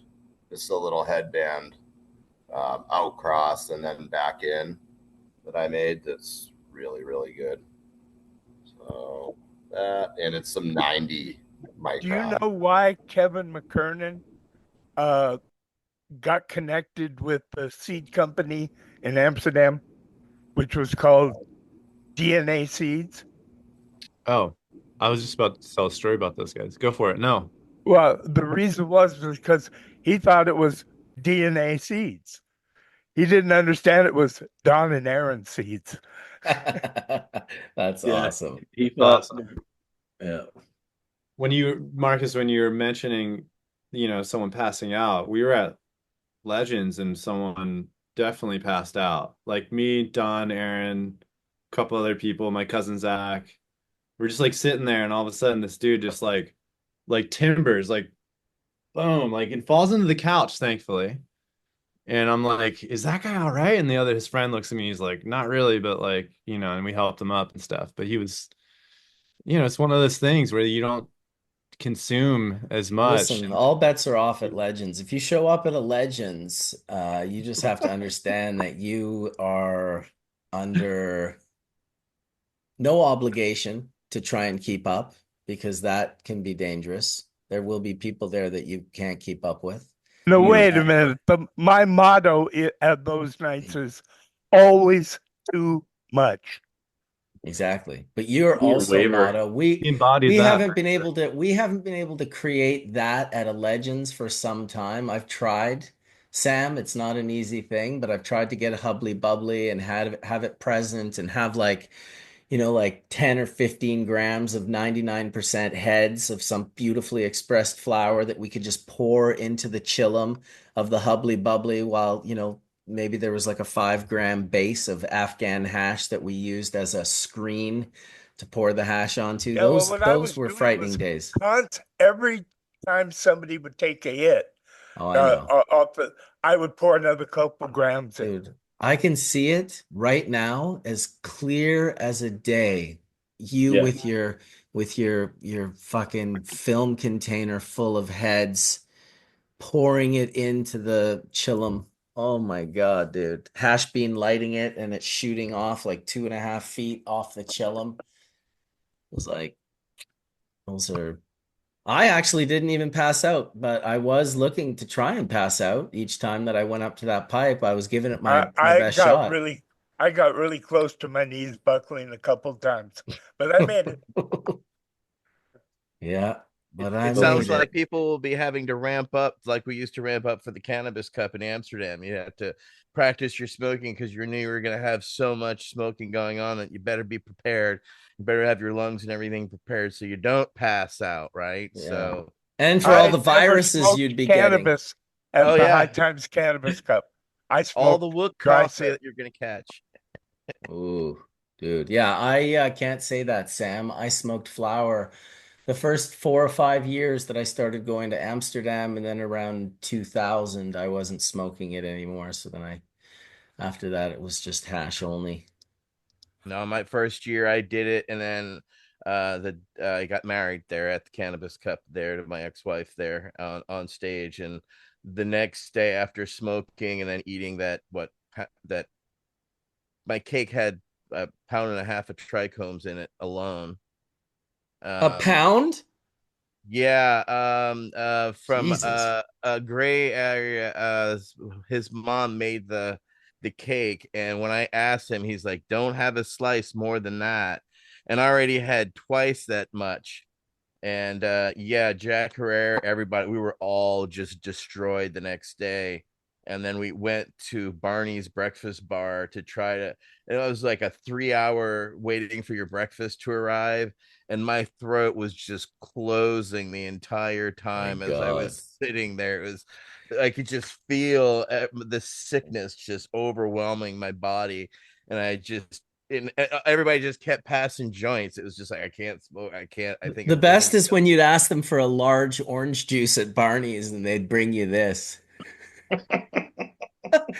You'd be like, an hour later, bring me 10 of those. Bring me 10 of those. I'm gonna need 10 of those. I just wanted a large orange juice. During the High Times Cannabis Cup in Amsterdam, Rob and I used to make no bake cookies, which was really just chocolate powder, ghee, and trichome heads. And the trichome heads were squeezed through a nylon bag, so all we were getting was the active ingredients. And we made them at varying potencies, usually about 500 milligrams to a little chocolate ball. And but one time, just for the hell of it, we made 2,000 milligrams. On lot that we used to, at least that's insane. When I was younger, that was called a goo ball on lot. Yeah, it was. They were called goo balls. I even called Sam's goo balls. Yeah, but those came with armpit hairs, right? I'll tell you one thing: no one on lot ever made them with like Pure, dry sifted, 99.9% heads. Yeah. Couple of wook hairs in there. Yum. Do you remember those? Oh, Do you if that would have been legendary. I mean, if somebody had done something, they would have disappeared so fast, or that we would still be hearing the legend Well, of a them. few times I took some of these to Adam's birthday party that he would have over in the park over by his THC facility, and I warned everybody over and over and over that these are completely very strong. If you have any doubts, don't eat half of one first and wait a couple. Well, I saw one guy eat about 5 or 10 of them, and he passed out and was laying there when I left that night. 5 or 10 of them. Do you remember those little early 2000s in Amsterdam? They were Keef cats and like Reefers peanut butter cups. Yeah, They that went was Chris's company. okay. They went branded, so they all look professional. Yeah. All look What was that exact. company? He was a cool dude, man. I think he was from Cali. Well, I want Tainted did those originally out of California, and then Tainted got busted by the feds, and yeah, that I think then they kind of made their way overseas. Those were But really good. Tainted was the one who originally did those that with the all the knockoffs. Then of there was another Snickers. company in the Bay Area called Sticky Fingers. I'm always trying to decipher whether Sam just said something super profound and accurate or if he's like, No, it's not a joke. It was this time it was truthful. I Yeah, couldn't yeah. think of Just- anything amusing. Yep. Yeah, Bliss Confection, somebody was saying as well. Bliss. Yeah, that was I I think remember Blitz. I I've got think some Chris. of their labels. It was Chris Bliss for sure. It was Chris Bliss. Yeah, they had cool things too. So Etienne, do you remember Butter Bros? They had good Oh yeah, in- but that was he was the gentleman. He worked in my my way room. Yeah, again, awesome. it goes back to so many different, doctors and lawyers, others. I mean, we've had over 25 years. We've had many people who were diehards, and they tried to find their first foot in the door, and they usually did it via the dispensaries. And yeah, we were Brownie talking Mary about was around in those days too. Brownie Brownie Mary. Mary. There's no such Oh, thing as recreational cannabis. I love her. She was absolutely. She could make a Navy guy blush. She could curse like nobody's business. But her brownies save lives, and her and Dennis together were an absolute fucking hoot. And she is so missed because her energy is just. She was raw, and we need that. I mean, the same thing with Dennis and them. They were legends because she took it on the chin, fought it through the courts, and what had to be done to bring the realities that we have. We owe to her and him and all the others. San They laid the Francisco has a groundwork. long history of activists. And even, do you remember what was his name? Sergeant Sunshine from the Haight Ashbury. I don't know. Sergeant Sunshine. Don't remember Sergeant Sunshine. But it wouldn't I be want to surprising. know Sergeant He took Sunshine. acid and would wear flowers around his badge. Oh no, I had one of the few. It was only of four permits in San Francisco back in the day, and I oddly enough used my old basic training photo for the picture because you had to provide your own photo for the city of San Francisco, and allowed me to set up anywhere. So if a policeman showed up, I would just show this permit, and so we would set up on Haight and Ashbury.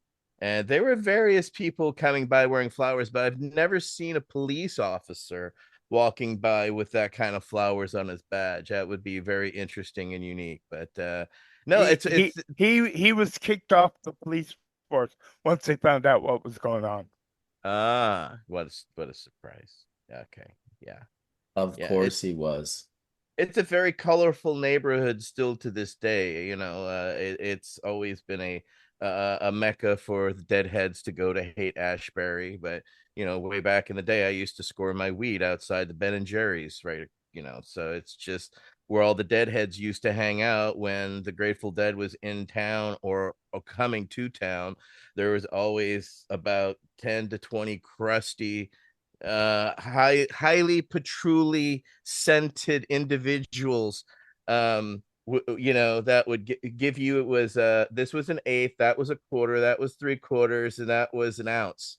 I'm not kidding you, people. That's how it was done, and they would lay It was called the 4-finger lid. There you go. And why is it called a lid? Because you could usually fit on a lid of an old tobacco top, right, Sam? The other thing is, you know who I used to cop my weed from back in those days in the late 60s? Quicksilver Messenger Service. Oh, jeez. Yeah. They were a pot delivery service. And a band. Oh, that's right. I forgot they played music. Yes. Yeah, they did music, because a friend of mine. No, I'm joking. A friend of mine, actually, when I originally started in Cannes back in '93, he moved into a house that was the old Last Gasp house. And basically all their old printing stuff was left, all the old plates, everything. And so he just started trading that for original, like Rick Griffin's art and stuff like that. And he was originally, then he traded for original Orange Sunshine time capsule and a Purple Haze time capsule. And that's how I was able to sample those LSDs, was just because of the art that he was able to trade of the original printing plates. It's quite an amazing find to move into a place and find literally. Did you ever try the original Sweet Purple Osley? No. How was that? It worked. It's the first acid I ever took. I mean, if Owsley's name's on it, I suspected. Oh, I don't think he ever made a batch that didn't work. The truth of it is, a few of his first batches had methamphetamine in with them. Ooh. That's an interesting way to create the molecule. Well, he was making the acid and making the methamphetamine probably, and then he was mixing because he thought it helped you enter the bardo. I forget his exact reason, but it was some sort of hoopity boopity bullshit. Yeah, last I talked to Owsley, it was at a Dead show, and he was telling me about his 3 pharmaceutical companies in Australia still making acid. I was like, oh, you go, Bear. And that's when he offered me that belt buckle, which I didn't have the money for. That, God damn it, I wish I had bought that belt buckle, but classic. The Moon or the Steal Your Face? Steal Your Face. Oh yeah, that'd be Steal nice. Your Face. Those are right, amazing. an original Steal Your Face from Owsley. Fuck. My buddy had one. He passed away, but he had an OG one from back in the day. They weren't cheap either, like thousands of dollars. No, he wanted big money on the spot for it, which is why I couldn't afford it. I was an activist too, but if I had money at the time, I cannot imagine what that would be worth right now, because Bear shit was. How much would a hit of Purple Osley be worth? Oh yeah, right. That was priceless, because it was a micro barrel, and we actually took them and crushed them in between quarters, and you can snort them, and then the LSD would come on in about 15 minutes. It's beautiful. Dude. Oh fuck. The old acid days. People fucking putting paper hits in their eye. I'll never forget that. Before there was Orange Sunshine, there was another color too. I forget what it was, blue or something. But they also, before that, they were using I think it was Benzedrine. They had a pill called Crisscross. It was some sort of amphetamine drug or similar to it. And the first press they had was that, because those were around because everybody was taking these they called them cartwheels back in the 60s. And yeah, so some of the first acid I saw was actually these white what they looked like was a stimulant, but they weren't. They had been used for LSD press. Crazy. Jingles doing cartwheels. No, you couldn't do cartwheels of that acid. You could do one or two maybe. Right.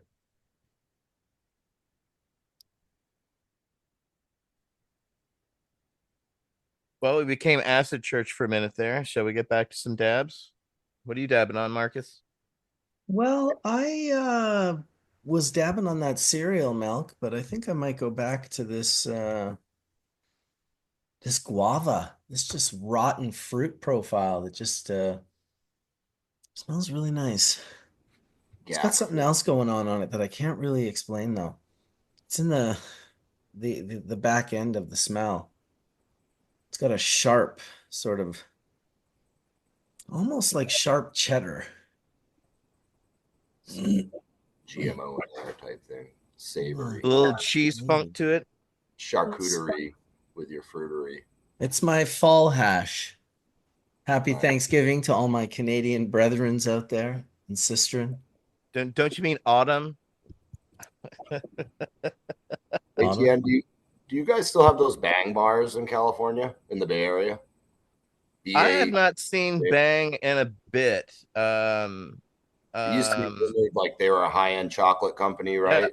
Yep. Those were my favorite back in the day. He got busted and he was fighting.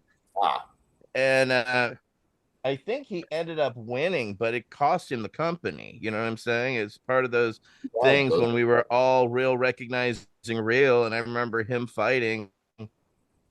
And last time I heard, I think they succumbed, unfortunately, because of it dragged on into years. And if y'all don't know, lawyers ain't cheap, and you start paying lawyers over years, it becomes very expensive. And that brand, fortunately, that my brand fights with the government, they allowed me to stay open. Otherwise, I would have had to close. But unfortunately, I think there was one of the companies right when they were really pushing the boundaries, they got their feet I cut thought out the from under big candy bar in California was Kiva.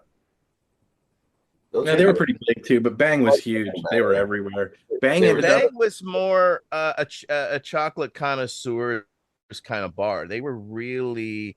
I'm a chocolate whore myself. I love good chocolate. I'm more toward the milk than others, but the way they tempered and did their chocolate, they really were artisans handling their chocolate. No offense to Keith or anybody else, just something about their quality standards and consistency out the gate all the way through. They were always a solid product. That brand ended up in Canada. Somebody bought the brand up. I think it was Indiva, but one of the big public companies bought it up. So I'm sure that's why they got a big offer from that, and were facing a bunch of bills and decided to sell the brand and take the money and run. Hopefully they got enough out after the lawyers fees. That was really good chocolate. I lived down in Cali for a while, and I remember that brand. They were good.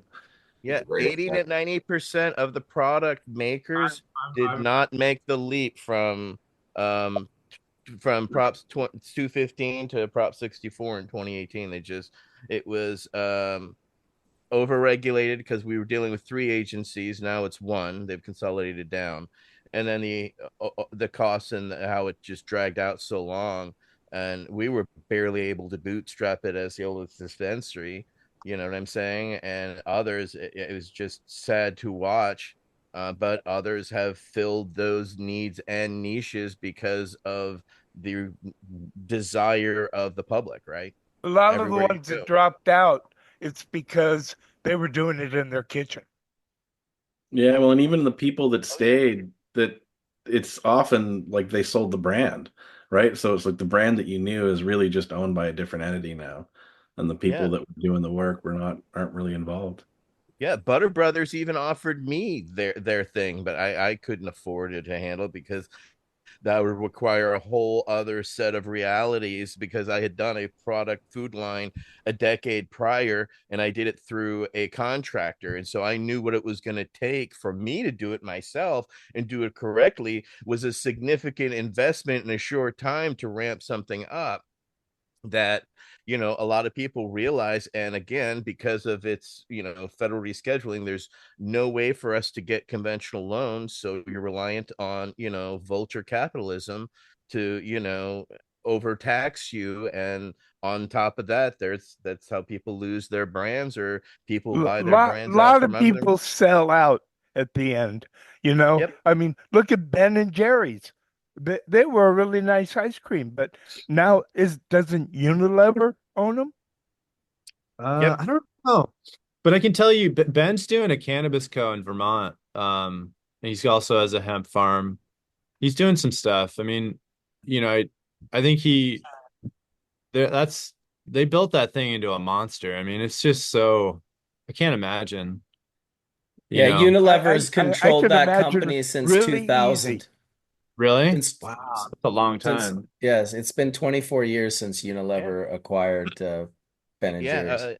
a lot of the things you love are owned by large corporations, unless you hunt for I look like Unreal as out of Oakland. They do, chocolates and stuff like that. Tony's over in Amsterdam, and things like that for my chocolate, because there's so many unethical providers that have all been just swiped up by mega corporations, that you have to make ethical choices on everything that you buy, right? And you do so, right? You vote with your dollars and paper, your your dollars, right, Marcus? You don't feed your kids crap. You fed them healthy food, and that's not cheap to raise, one child on, much less. How many children have you raised now, Marcus, as well as a wife? Well, my wife raised me, but I helped her raise 3 children. Right. And you know how cheap that is to feed them healthy, good food, right? Oh, it's insane. If you wanna feed them the good food, it's outrageously expensive, especially where we live. Especially when one of them's 6'5" and weighs 240 pounds and eats like a family of 6 on his own. That's also an interesting thing to have living in your house. A living vacuum. Linebacker. Yeah, just like a NFL player or something. Oh no, I lived with a linebacker at West Virginia University, and he would get subsidized. He would fill the freezer one day, and the next day it would be empty, because he would just cook and eat all the time just to maintain that muscle mass. It was insanity peppers, honestly. Yeah, it's a lot of maintenance for sure. But yeah. Yeah, even Haagen-Dazs is owned by like General Mills. Oh,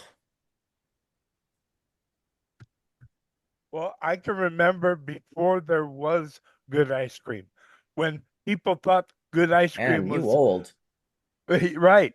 Well, we made it ourselves, but the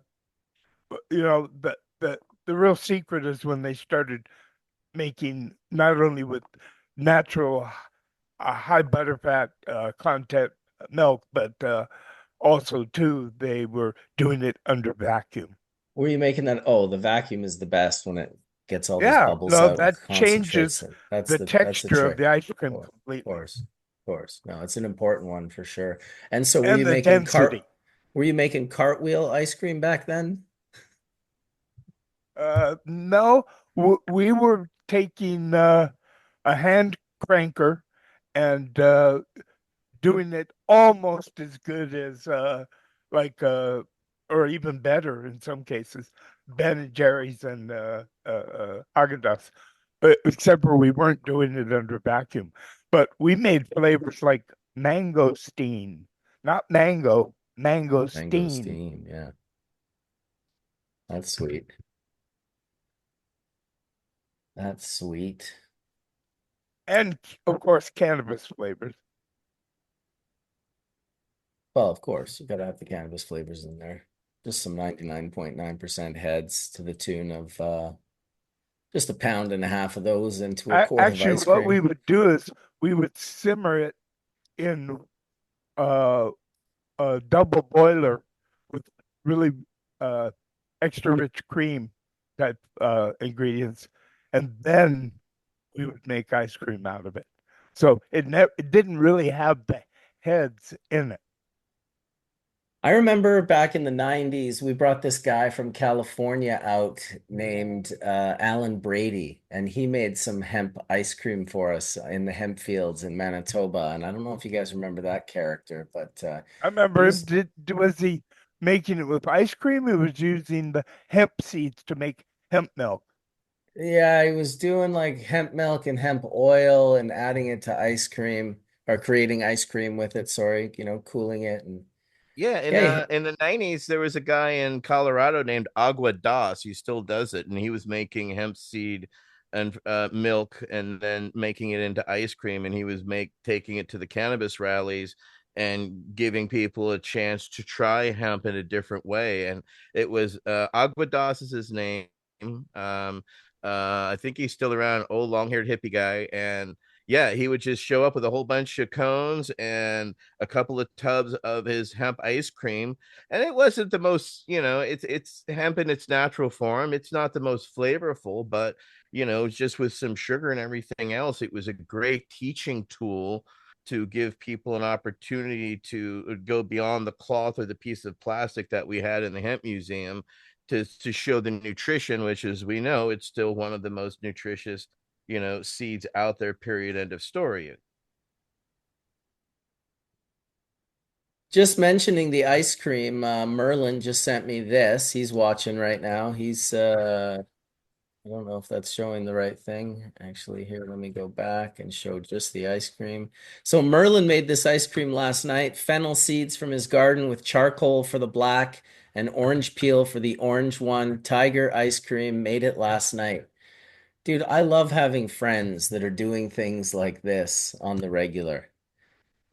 It's like, I got to get together with Merlin soon and film another Getting Cooked with Merlin episode. What were you going to say there, Brian? Yeah, That looks terpy. That looks really terpy, like terpy ice cream right there with those Dude, components. I didn't even want ice cream the whole time we were talking about ice cream until he sent me that picture, I'll be honest. Wow. That was what It's got me. amazing. I get to go out soon and get myself some ice cream, maybe, but probably not some fennel seed, garden charcoal, black, orange peel, tiger ice cream, but that's okay. That's okay. I've got great resin. That's what I decided to have great. You can't have great everything. If you try to have great everything, good luck. You're not going to be able to keep up. It's too many things out there. Just find one thing that you're happy with and make sure you get the best version of it. Everything else can be mediocre. It's okay. That is ice cream. You got that Yeah, ice cream right there. exactly. I wish my camera would let me focus in on it, but it doesn't really want to today. We can see the hue show. There it is. There it There. is.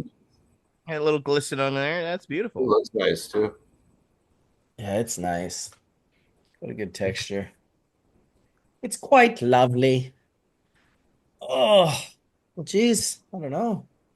Have we talked ourselves out of any other conversation, or is there anything else you guys want to cover? I'll go for another 40 minutes, or I can kind of let you guys all go and do your own thing today, whatever you like. I'm in another call, so I'm gonna let you guys go and say have a fantastic day. I love you guys as Good to always. see you, Johnny B. See you Thanks guys. for coming out, Johnny. brother. Johnny. Yeah, I have a Johnny friend fucking coming B. over, so I'm gonna jump off here at the bottom of the hour because yeah, I haven't seen a friend of mine from Colorado. She's coming in, so my wife and I are gotta finish cleaning the house. And Beautiful.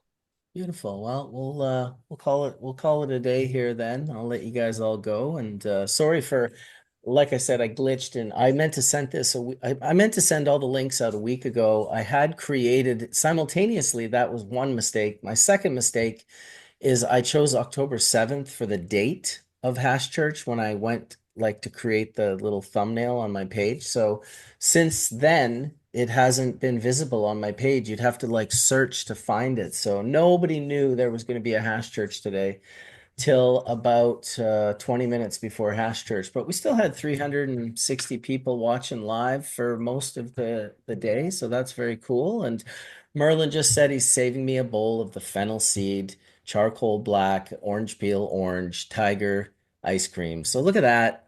wasn't even no expectations, but now I got a bowl of that. So I'm gonna enjoy it and thinking of all of you guys. Thanks for coming in, Chimera, and dropping some knowledge. I'd like to do more of this where every Sunday that you're available, we can go in and do a little lesson and step up our lingo and step up our understanding of these things that you and Sam obviously have a deeper understanding of and that you're so passionate about. We want to share in that passion with you. So thank you, brother. And thank you, Wade, for coming in. As always, always good to see you, man. You look good. You sound good. We're always sending you positive vibes your way. And Etienne Fontain and Colin Palmer and Best Friend Farms and the Skunkman Sam, Johnny B, who's bounced, Josh and Kelly, who were, well, half of them were here earlier. Thank them for popping in. Thanks, everyone. Thanks for all of you guys watching. I'm going to make the link for next week early, like Monday or Tuesday, and I'll share it and I'll make sure I don't make the same mistakes. Thanks for watching, everybody. We'll see you next time.